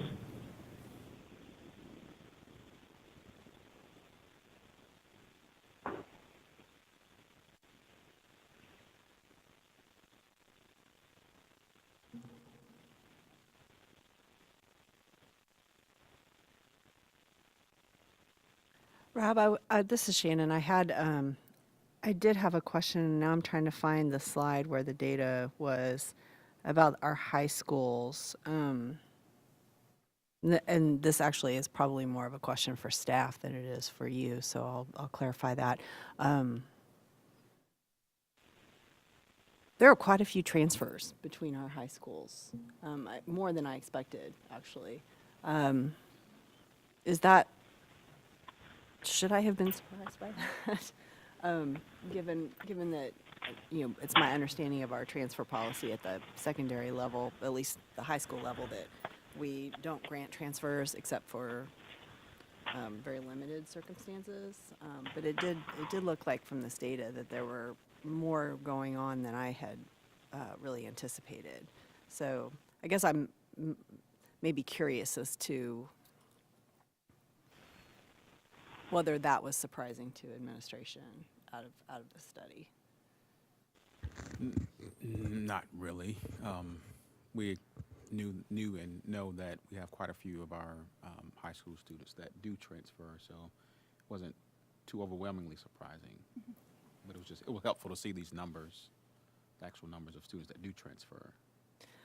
I think just for the board's understanding, it might be helpful to provide, and other board members, if you're interested in this, I don't want to ask for it and be the only one who's interested, but I think I would like to understand a little bit more about what the specific policies are that we are currently applying to transfer requests at each level. Because I was not at all surprised by the high level of mobility at the elementary level, because in the past we have had a pretty open, it's my understanding that we've had a very open policy about transfers at the elementary level, maybe slightly less so at the middle, but I was surprised by the high school numbers. And I think that's important for us to understand, because as board members, we often get questions from community members about transfers at the high school level, and I want to make sure I'm providing appropriate feedback when I get those questions. Were other board members curious about this? No, but I want to know about the transfer policies. I've read them, but yeah, but I do have a related question related to boundary maps for, and the policies for transfer as it relates to ELL students, and whether or not how we determine cluster sites and when the last time we looked at boundary maps for that I would be interested in, which is similar to what you're saying, because I would like to know, like, what are the transfer possibilities for those families, I guess, in terms of how that process works. So similar to what you're saying, I'm interested in what's the boundary map for students that reside in X area for whom English is the language they're speaking at home and another language, and they decide to seek services at Cordley or Hillcrest. I'd be interested in that. And similarly, I would be wondering, I mean, just as a university person, we're looking at like Hispanic serving institutions. So I know what that means at the higher ed level, but I was wondering, like in Lawrence, are there cluster sites for groups of folks for whom language might be a predominantly, a reason why we might have a cluster site at that particular area or that school that we don't have right now. Similar to Schwegler, I think predominantly serves folks that speak Spanish and English, but is that clear? So there are two parts to that. One is the cluster question, and the other one is the boundaries for Hilltop and Cordley, essentially, I believe. Just to clarify, the board is requesting information on how long we've had the current cluster sites in place? No, No? that was a separate question. I apologize. So I'll try to make the two things separate. One is I'm wondering, what is the boundary map for ELL students seeking services? I'm assuming there is one because transportation is impacted. So meaning families aren't able to say, I prefer to go to Cordley or I prefer to go to Hilltop. They are directed into one particular area based on where they reside because of transportation. Is that an incorrect assumption on my part? Well, families have to opt into Yes. into services. Yeah. And so we have quite a few families, we have some families that decide to not receive services and elect to stay at their home school as Yeah. opposed to being bused to one of the cluster sites. But if they decide to seek services, do they have to go to a specific location? Mhm. I would Yeah. be wondering, I would like to see that map. Okay. That would, and primarily because there's a lot of conversation within these slides around Hillcrest and Cordley capacity. And so one way that and I think this has been mentioned, one way that you boost enrollment in an area might be specific programming like Montessori. It might be the English language learner programming that we have too. So I would be interested in seeing it. It seems like it's part of the narrative. Okay. Shannon, I have a question. Yes.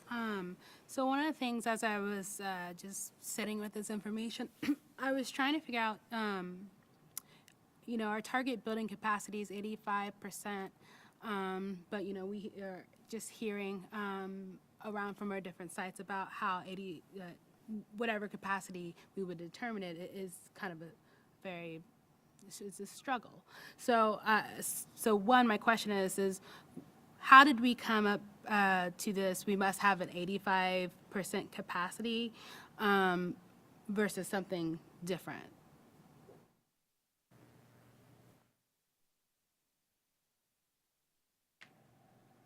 85% capacity of a building? Yeah, Of an target building capacity is 85%. Like, if you go to slide 43, I don't know if that's the slide we're on, but it's on the side.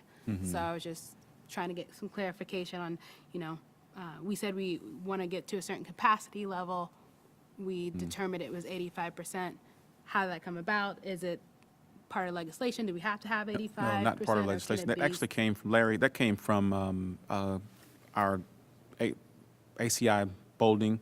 But looking at 85% capacity too, that also takes into account, what do you call it, where specialist teachers don't have to travel. And so you have committed specialist teachers, i.e. PE, music, art, that are assigned to that school if it's at 80% capacity. Less than that, and then you have those percentages. Less than that, they have to, they're shared between a couple of sites. Rob said 85% capacity. the 75, 85% capacity, Rob said, as he was introducing that, that at that level, the efficiency of the school diminishes. Rob, you're there. Is that correct, that that's how you establish that? Yeah, so there's what I would call best planning practice on how you establish capacities for buildings.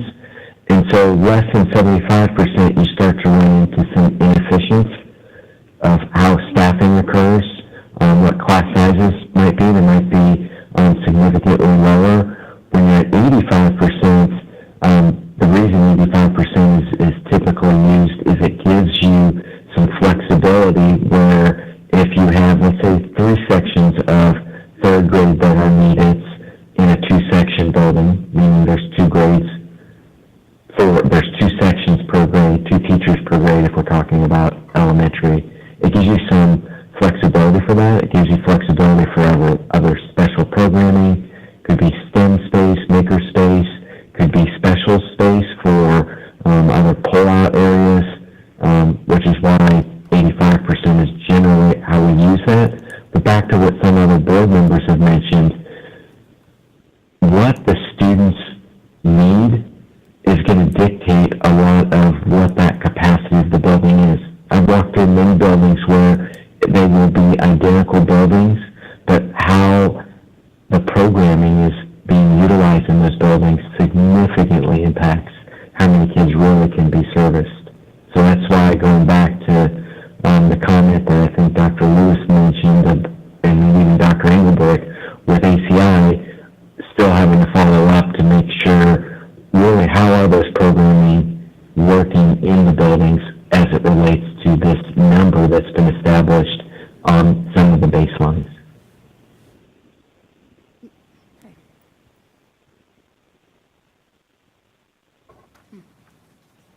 Did I answer your question, Kate? This is Carol. Go ahead, Carol. Rob, I just wanted to thank you for, talking about Kansas House Bill 2567, that, this may have a factor on all of our planning and outcomes. So I wanted to thank you for noting that. So, there are a lot of unknowns here, and how school choice will impact how we think about the planning for this. So thank you. You're welcome. Okay, you had an additional question. Go ahead. Yeah, it was just one quick follow-up, Rob. So I was just trying to, so this ideal of building capacity of 85%, that's our target, that's still still being figured out, kind of? Correct. Okay, thank you. Well, not the 85%, but what the actual capacity of the building is, which then, when you're looking at 85%, is it up or below what's being listed on these 2 pages? Okay. Okay, go ahead, Rob. Thanks. All right, so we go back. So now this gets into next steps. I always like to leave page 52 just from the perspective that when we get to September 20th of next year, official count day, and enrollment is more than what was projected or less than projected, these are some of the variables that have an influence on what that outcome could be. And so when you look at the orange areas for under forecasting, something in one of those categories likely happened to make it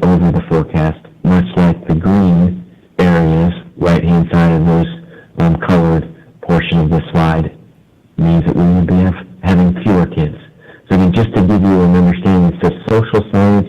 We try to use all the means possible with data, and typically we're going to be 90% or greater in our accuracy on things like pandemics and floods and whatnot. Those have a huge impact on what the end enrollment will be. Now I'm going to transition into what's happened with the Futures Planning Committee. So this was added in just as an update for you all. We changed the number of meetings in the process so that we could have the committee more fully prepared for what goes to the public on January 17th and 18th. The 17th being at Free State and the 18th being at Lawrence High from 6 to 7:30. They need an additional meeting that happens this Wednesday to try to work through what does this mean as we look at the budgets. The process changed, and so we added this additional meeting for that to take place. To give you that in detail, where we've been and where we still have yet to go with committee meetings and public inputs, that's being shown here on page 54. So we still have 3 additional committee meetings, and we have 2 public input opportunities. Now, there is more public input opportunities. For instance, on January 23rd, the public can come to your board meeting and provide input. The same thing on February 27th.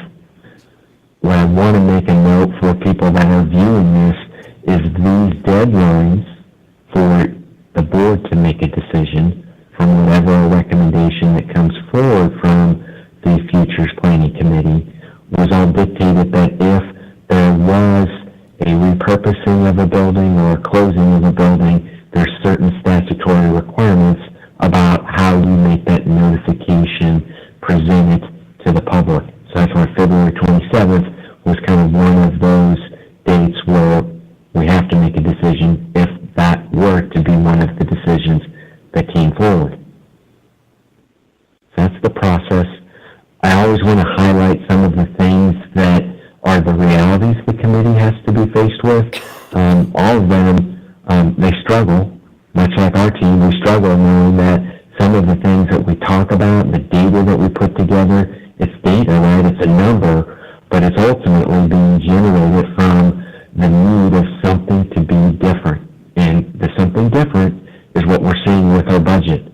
And honestly, if I didn't enjoy the conversation, but I enjoyed that Dr. Lewis found the 1994, the request, the desire to be 100% funded in special education. The end result that we've been trying to tell the Futures Planning Committee, if the state funded us as was intended with all the different lawsuits and all the different promises that are made by legislators, our conversation would be very different. The lack of those dollars is creating the situation. And so I like to state that because as we get into some of the solutions, they're being driven because we just don't have the dollars to do things the way in which we ultimately want to see that happen. I'm going to pause there to give Dr. Lewis if there's anything more he wants to add to that, or if I spoke a little bit more strongly than I maybe needed to. No, Rob, I think you did a great job. That's something that we as a community all need to rally around and make sure that we are, one, adequately funded to the Gannon case, but not only that, make sure we are securing full funding for our special education at the 92%. And so I would invite you, Rob, to also go to Topeka and lobby with us. Very well stated. Perfect. So some of the avenues to try to get at solving this situation is the board, you asked for us to have data-driven analysis. So as you've seen the stuff with enrollment and demographics, things about our buildings, what are their conditions, what are their costs, those are things that are starting to impact some of the solutions that have been examined, and how we start to talk about things with the buckets of where we look at funds. They're all important. They all ultimately get at impacting how much our buildings.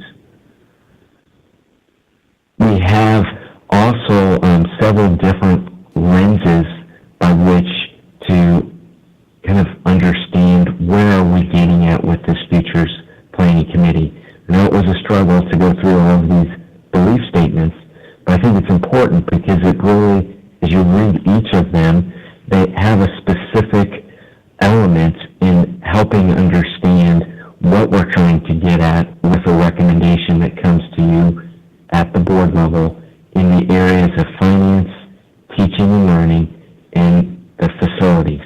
And so I'm not going to read each of these, but this is really the foundation. And then wrapped around all this, really are two things.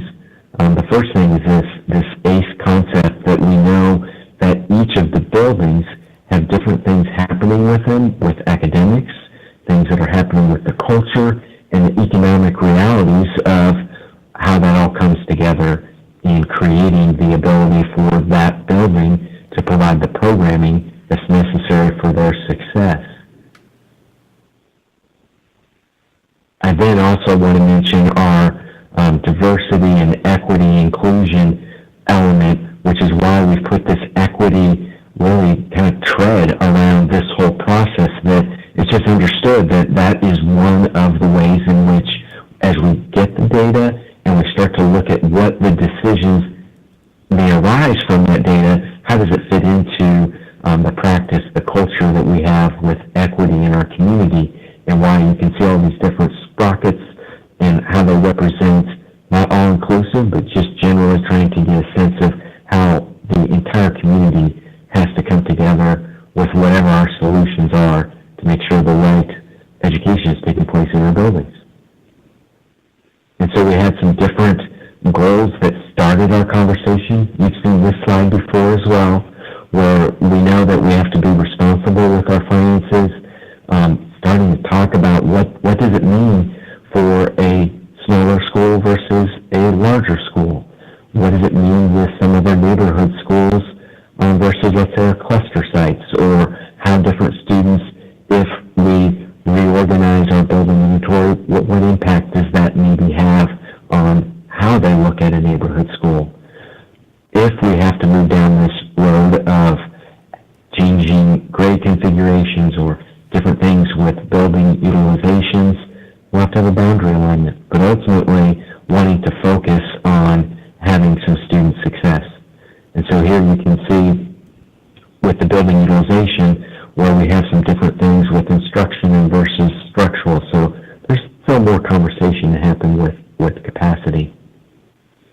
Ultimately, the committee, through some guidance on several of your board meetings, we have these three priorities, and they're rooted in how do we address some of our budget challenges.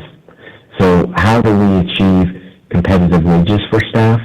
We've initially targeted that, hey, we want that to happen within the next 1 to 2 years.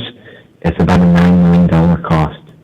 If we want to allocate funds for some of our annual cost increases, that could be related to, let's say, our utility bills, some insurance costs. Those are always increasing. We, as individuals, are experiencing that, and that's roughly about $1 million a year.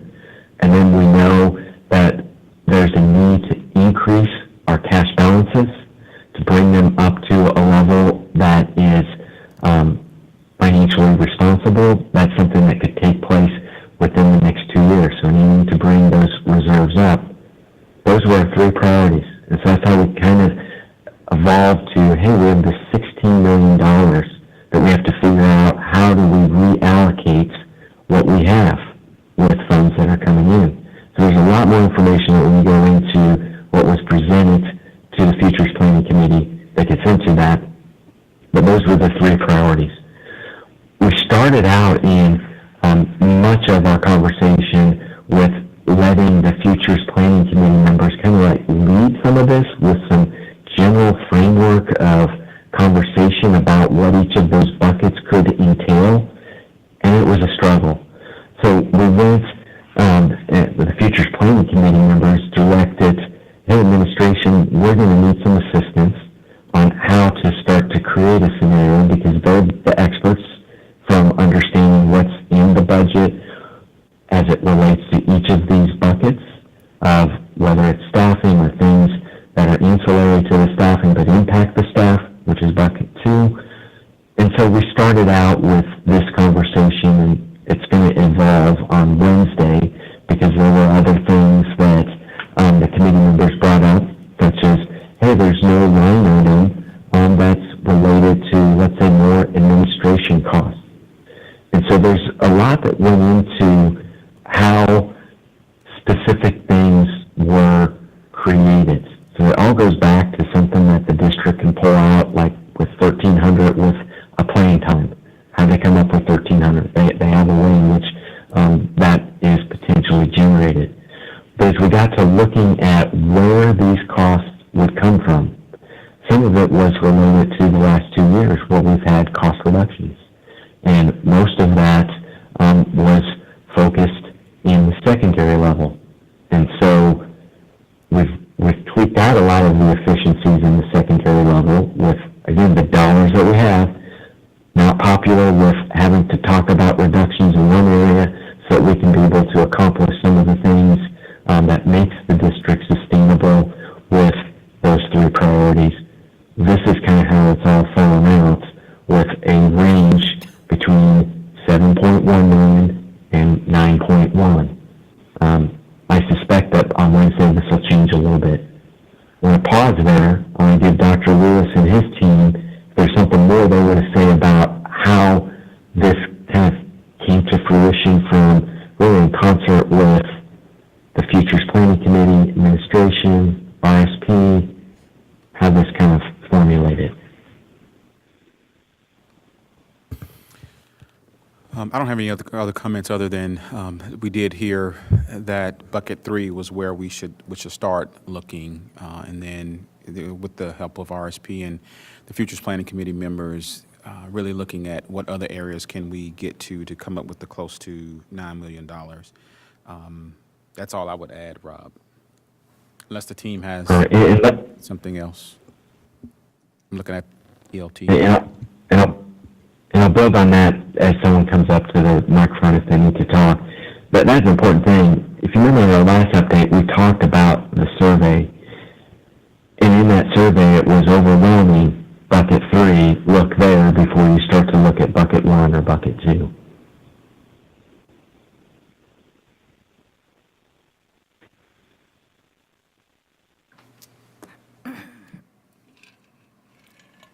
Can you clarify where the $9 million came from?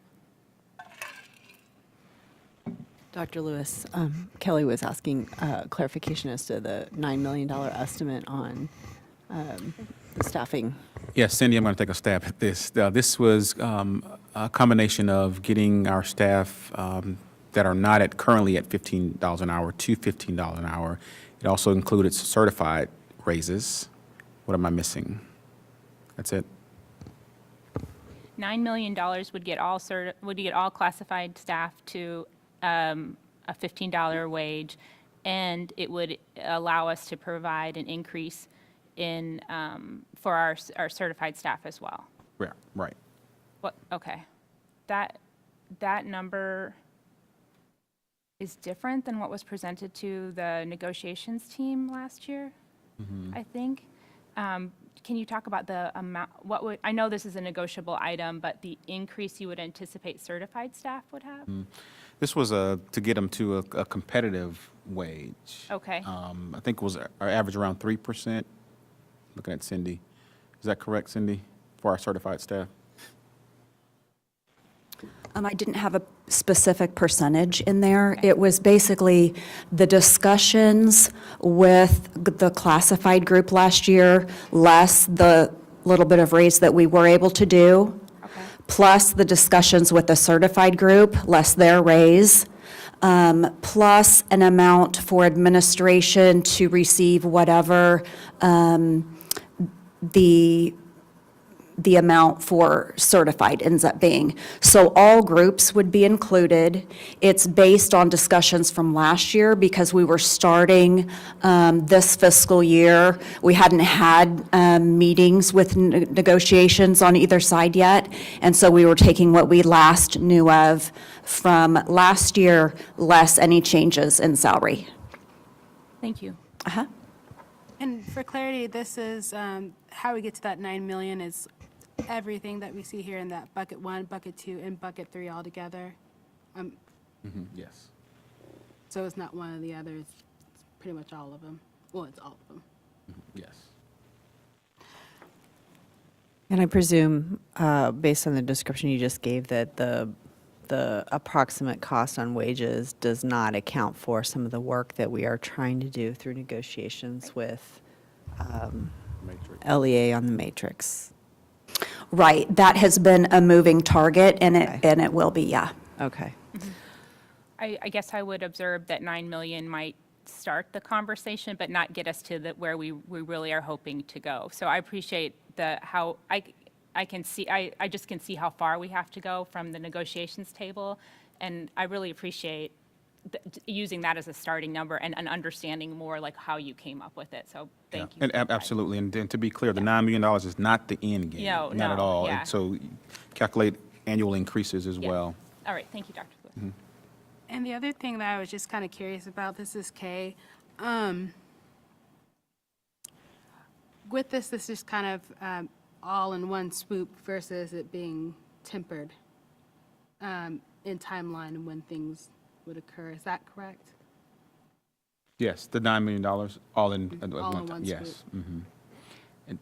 Would, in terms of a process question, would we, because I have questions of, I'm sure all board members do about each one of these items, but will we be getting, I would like to honor the process rather than dive into each one of these items. So can the board expect that the committee will weigh in not only on the issues related to bucket 3, but also look at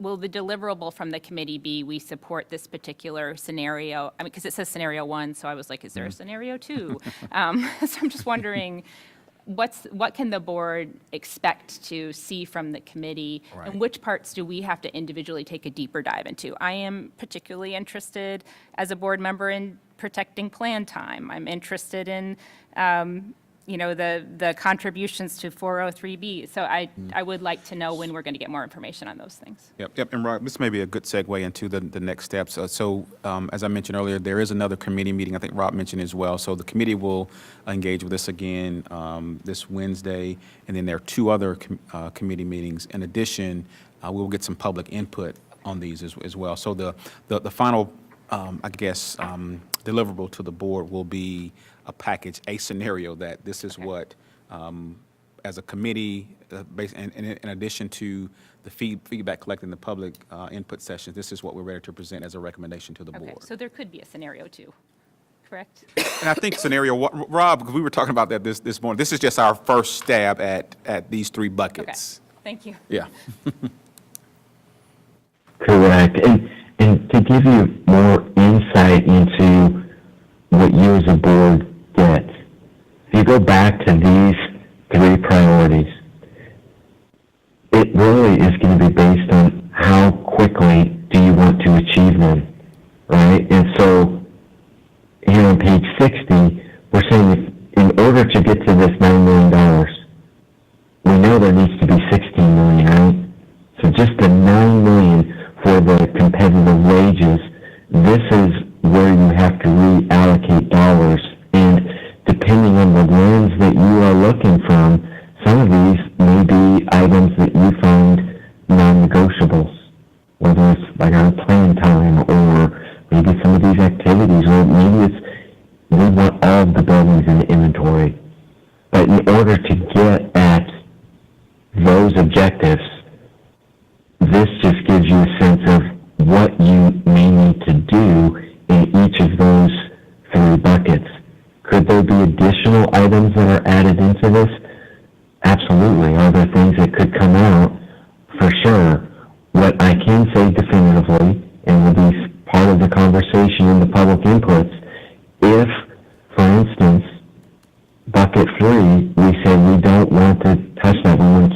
our buildings, we like the way that situation is for our facilities, that means we would have to find $900,000 to $1.1 million roughly of cuts somewhere else. So this just tells you, again, it goes back to the funding, not having the dollars that we ultimately should be receiving, or creating a situation of how we have to allocate our dollars in a different way to be able to have that competitive workforce that we're striving to have in each of our buildings.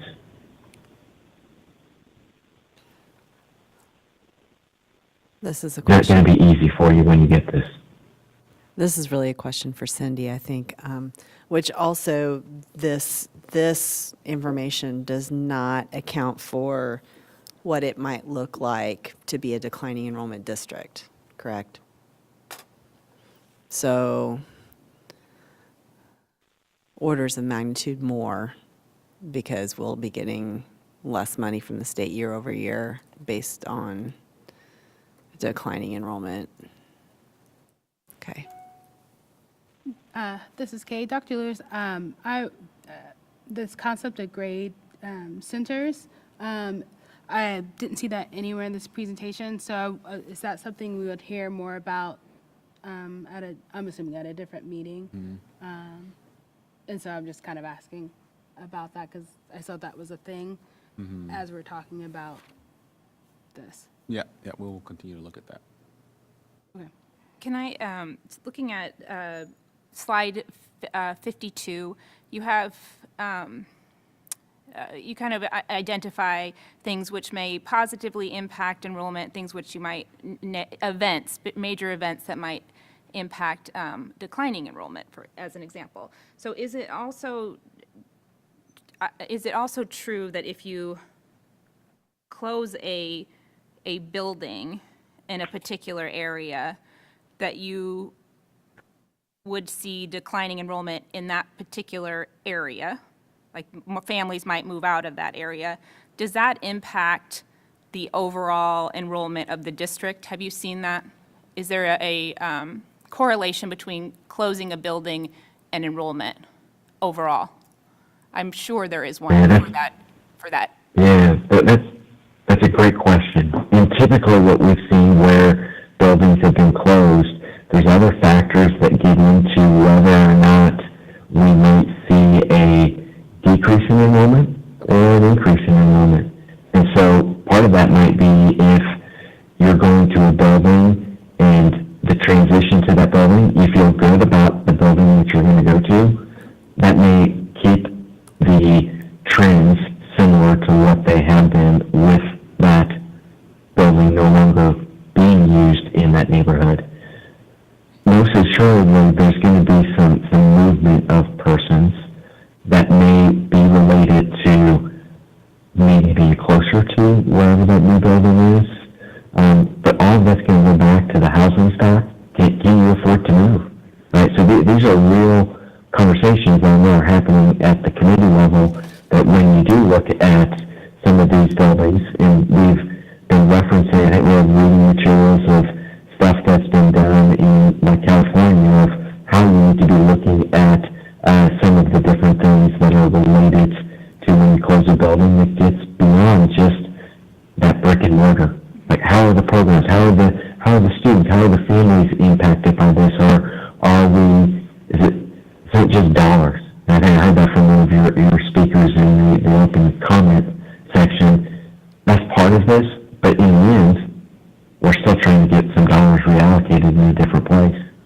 Are we also trying then, when we use the word repurpose instead of close, how you repurpose that building is actually pretty critical to that area. And then I would imagine the development of the programmings to make it attractive. So to be thinking about it in the positive, not just in the deficit, is also an important component for the community, not just the district. For sure. Thank you.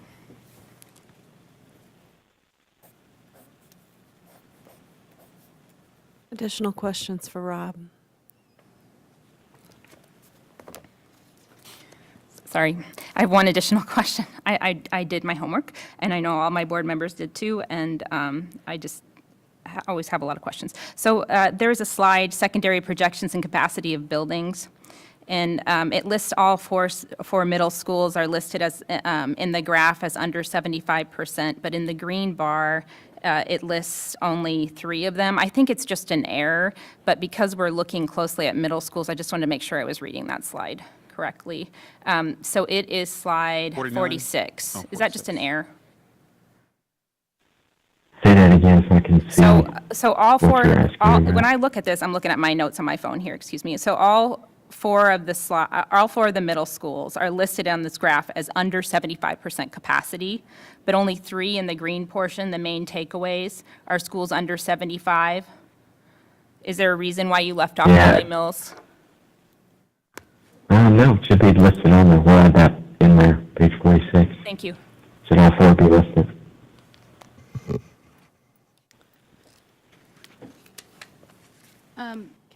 This is Kate. My question is not for Rob, it's just one more question for Dr. Lewis in regards to when we start planning our communication and plans of support for the families who may be affected by repurposes, whatever we want to call it, but just the change that might occur. And so I was hoping to, when does your team start working on things like that?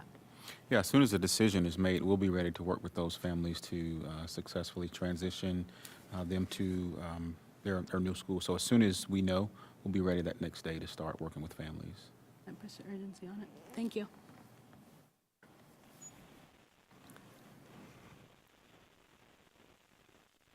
Any other questions for Rob?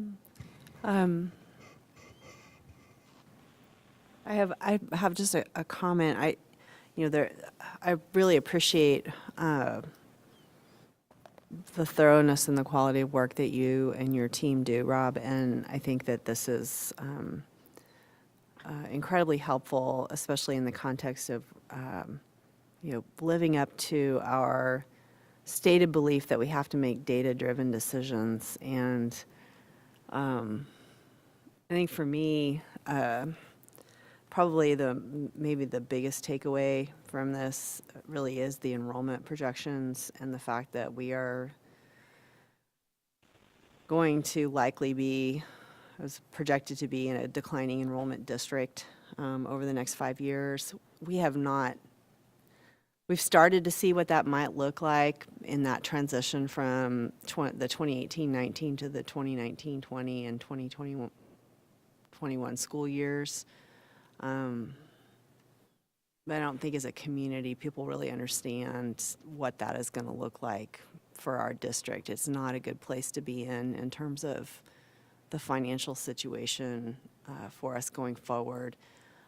So I think it reinforces for me that we cannot not deal with that reality out of this process. We have to have a plan because not only do we have all of these goals for what we believe we must do for our staff and our students in terms of compensation and programming, but we also are going to be faced with how do we do that on a budget that is going to shrink year over year, or at a minimum be somewhat flat if the increases, if we get the increases of the CPI calculation. So I guess I just share that perspective because I think that it's pretty sobering.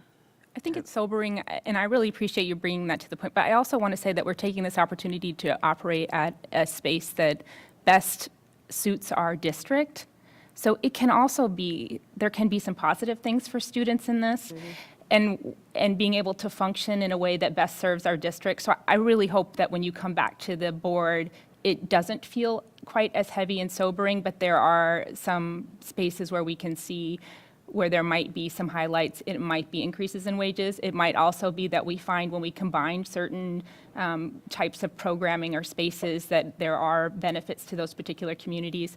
I will say that for me, looking at this information and kind of projecting out what could be coming, I'm mindful of the moment in which we decided to close Kennedy K through 5 and move in early childhood elementary, and thinking about those students, if we made a decision to close Liberty Memorial or to close another building in their area and their region. So there is those immediate considerations that I don't want to make light of and say like this could, I don't want to be Pollyannish about it and say this could all be roses, but I do want to, say that I hope that we're doing this because it's in the best interest of students and staff ultimately, while balancing it with what the community needs and being mindful of how these choices that we make in the next couple of months could have long-term impacts, not just on how the school district is run, but what Lawrence looks like as a community. I appreciate you sharing that, and that's something that we discussed this morning.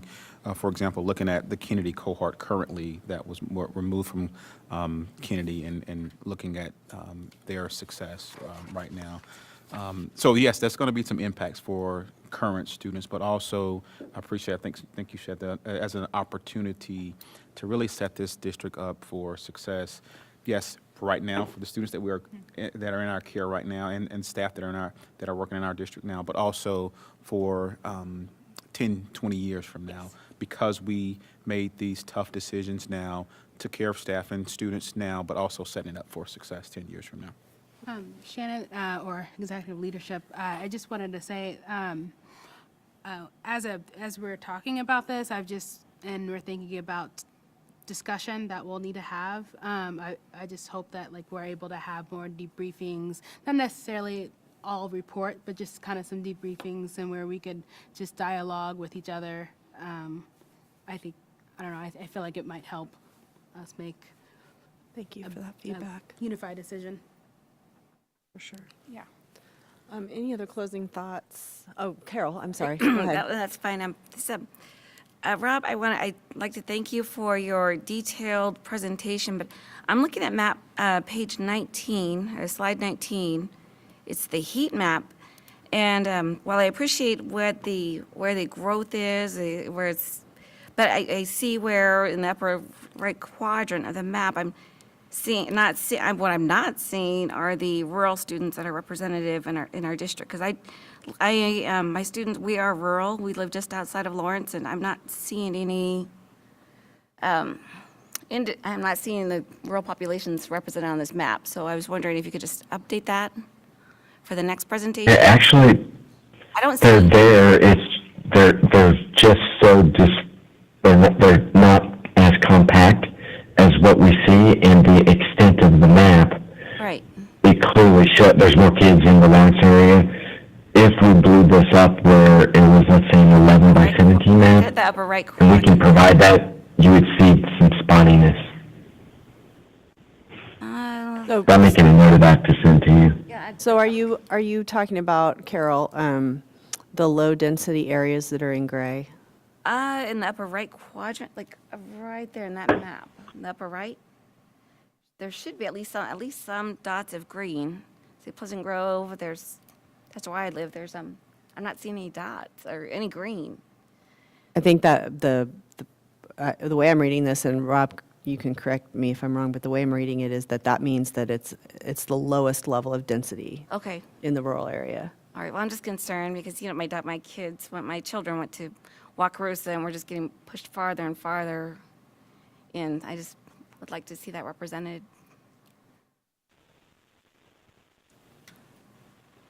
That's all I have. Yeah, well, I'll send you an 11 by 17 map that you'll be able to see that. It's hard on this small extent. All right. Thank you. Thank you, Rob. Any other closing comments, Rob or Dr. Lewis, that you'd like to share with the board Regarding this? regarding this? Well, I think we're kind of, Rob, you were at the end of your slides, correct? The rest of the slides were Correct. appendices? Correct. I'll save mine for the closing announcements. Okay, all right. Hey, Shannon, I'll just add that I just want to thank Rob for his work and for I've known him and worked with RSP for years, and both on Boundary prior to coming on the board, and then my time on the board, and always been impressed with the work that he's done, and taking on this challenge of not only continuing to provide the board with this level of detail, but also facilitating the work of the Futures Planning Committee and integrating the work that they do into then that facilitator's role, having had the experience back in 2010, 2011 of sitting on the other side of watching a facilitator work. So just taking the opportunity to thank him and for all of his work. And I know that he doesn't do it by himself, but for just that monumental task, and appreciate everything he's done so far, and where he's gotten us, and the end goal of where he's going to take us. Thank you, GR. Okay, with that, I think we are concluded with this agenda item. So we'll move on to our closing items, which are announcements. Dr. Lewis? Yeah, I just want to echo, thank you, Rob, for your report and your work, not only on the enrollment projections, but also the work on the Futures Planning Committee. And then just a last reminder to remind the public of our 2 public input sessions on January 17th at Free State and 18th at Lawrence High School. They both start at 6 p.m. Again, they will be identical, so you can choose one or both to attend. Futures Planning Committee meeting will be this coming Wednesday. Thank you for those that were in attendance today, and I always tell the community to be engaged. I do want to acknowledge those that are watching. We've seen a considerable increase from tonight's viewers, so thank you for tuning in and being engaged in this process. Next board meeting, January 23rd. We will hear an update, a data report that will discuss our assessment, discipline, and equity. In addition, there will be a technology update that will look at high school iPads. Again, we're looking in every space, in every area for savings. And so thank you to the board for approving the consent agenda item, increasing the amount of money needed to repair devices. That was about $60,000. I think that's 1 month. And that comes out of general fund. And Dave will talk about that as well at our next meeting. Thank you. Thank you, Dr. Lewis. With that, we're ready for a motion to adjourn. This is Kay. I motion we adjourn. Second. All in favor, aye? Aye. Aye. We're adjourned. Thank you very much.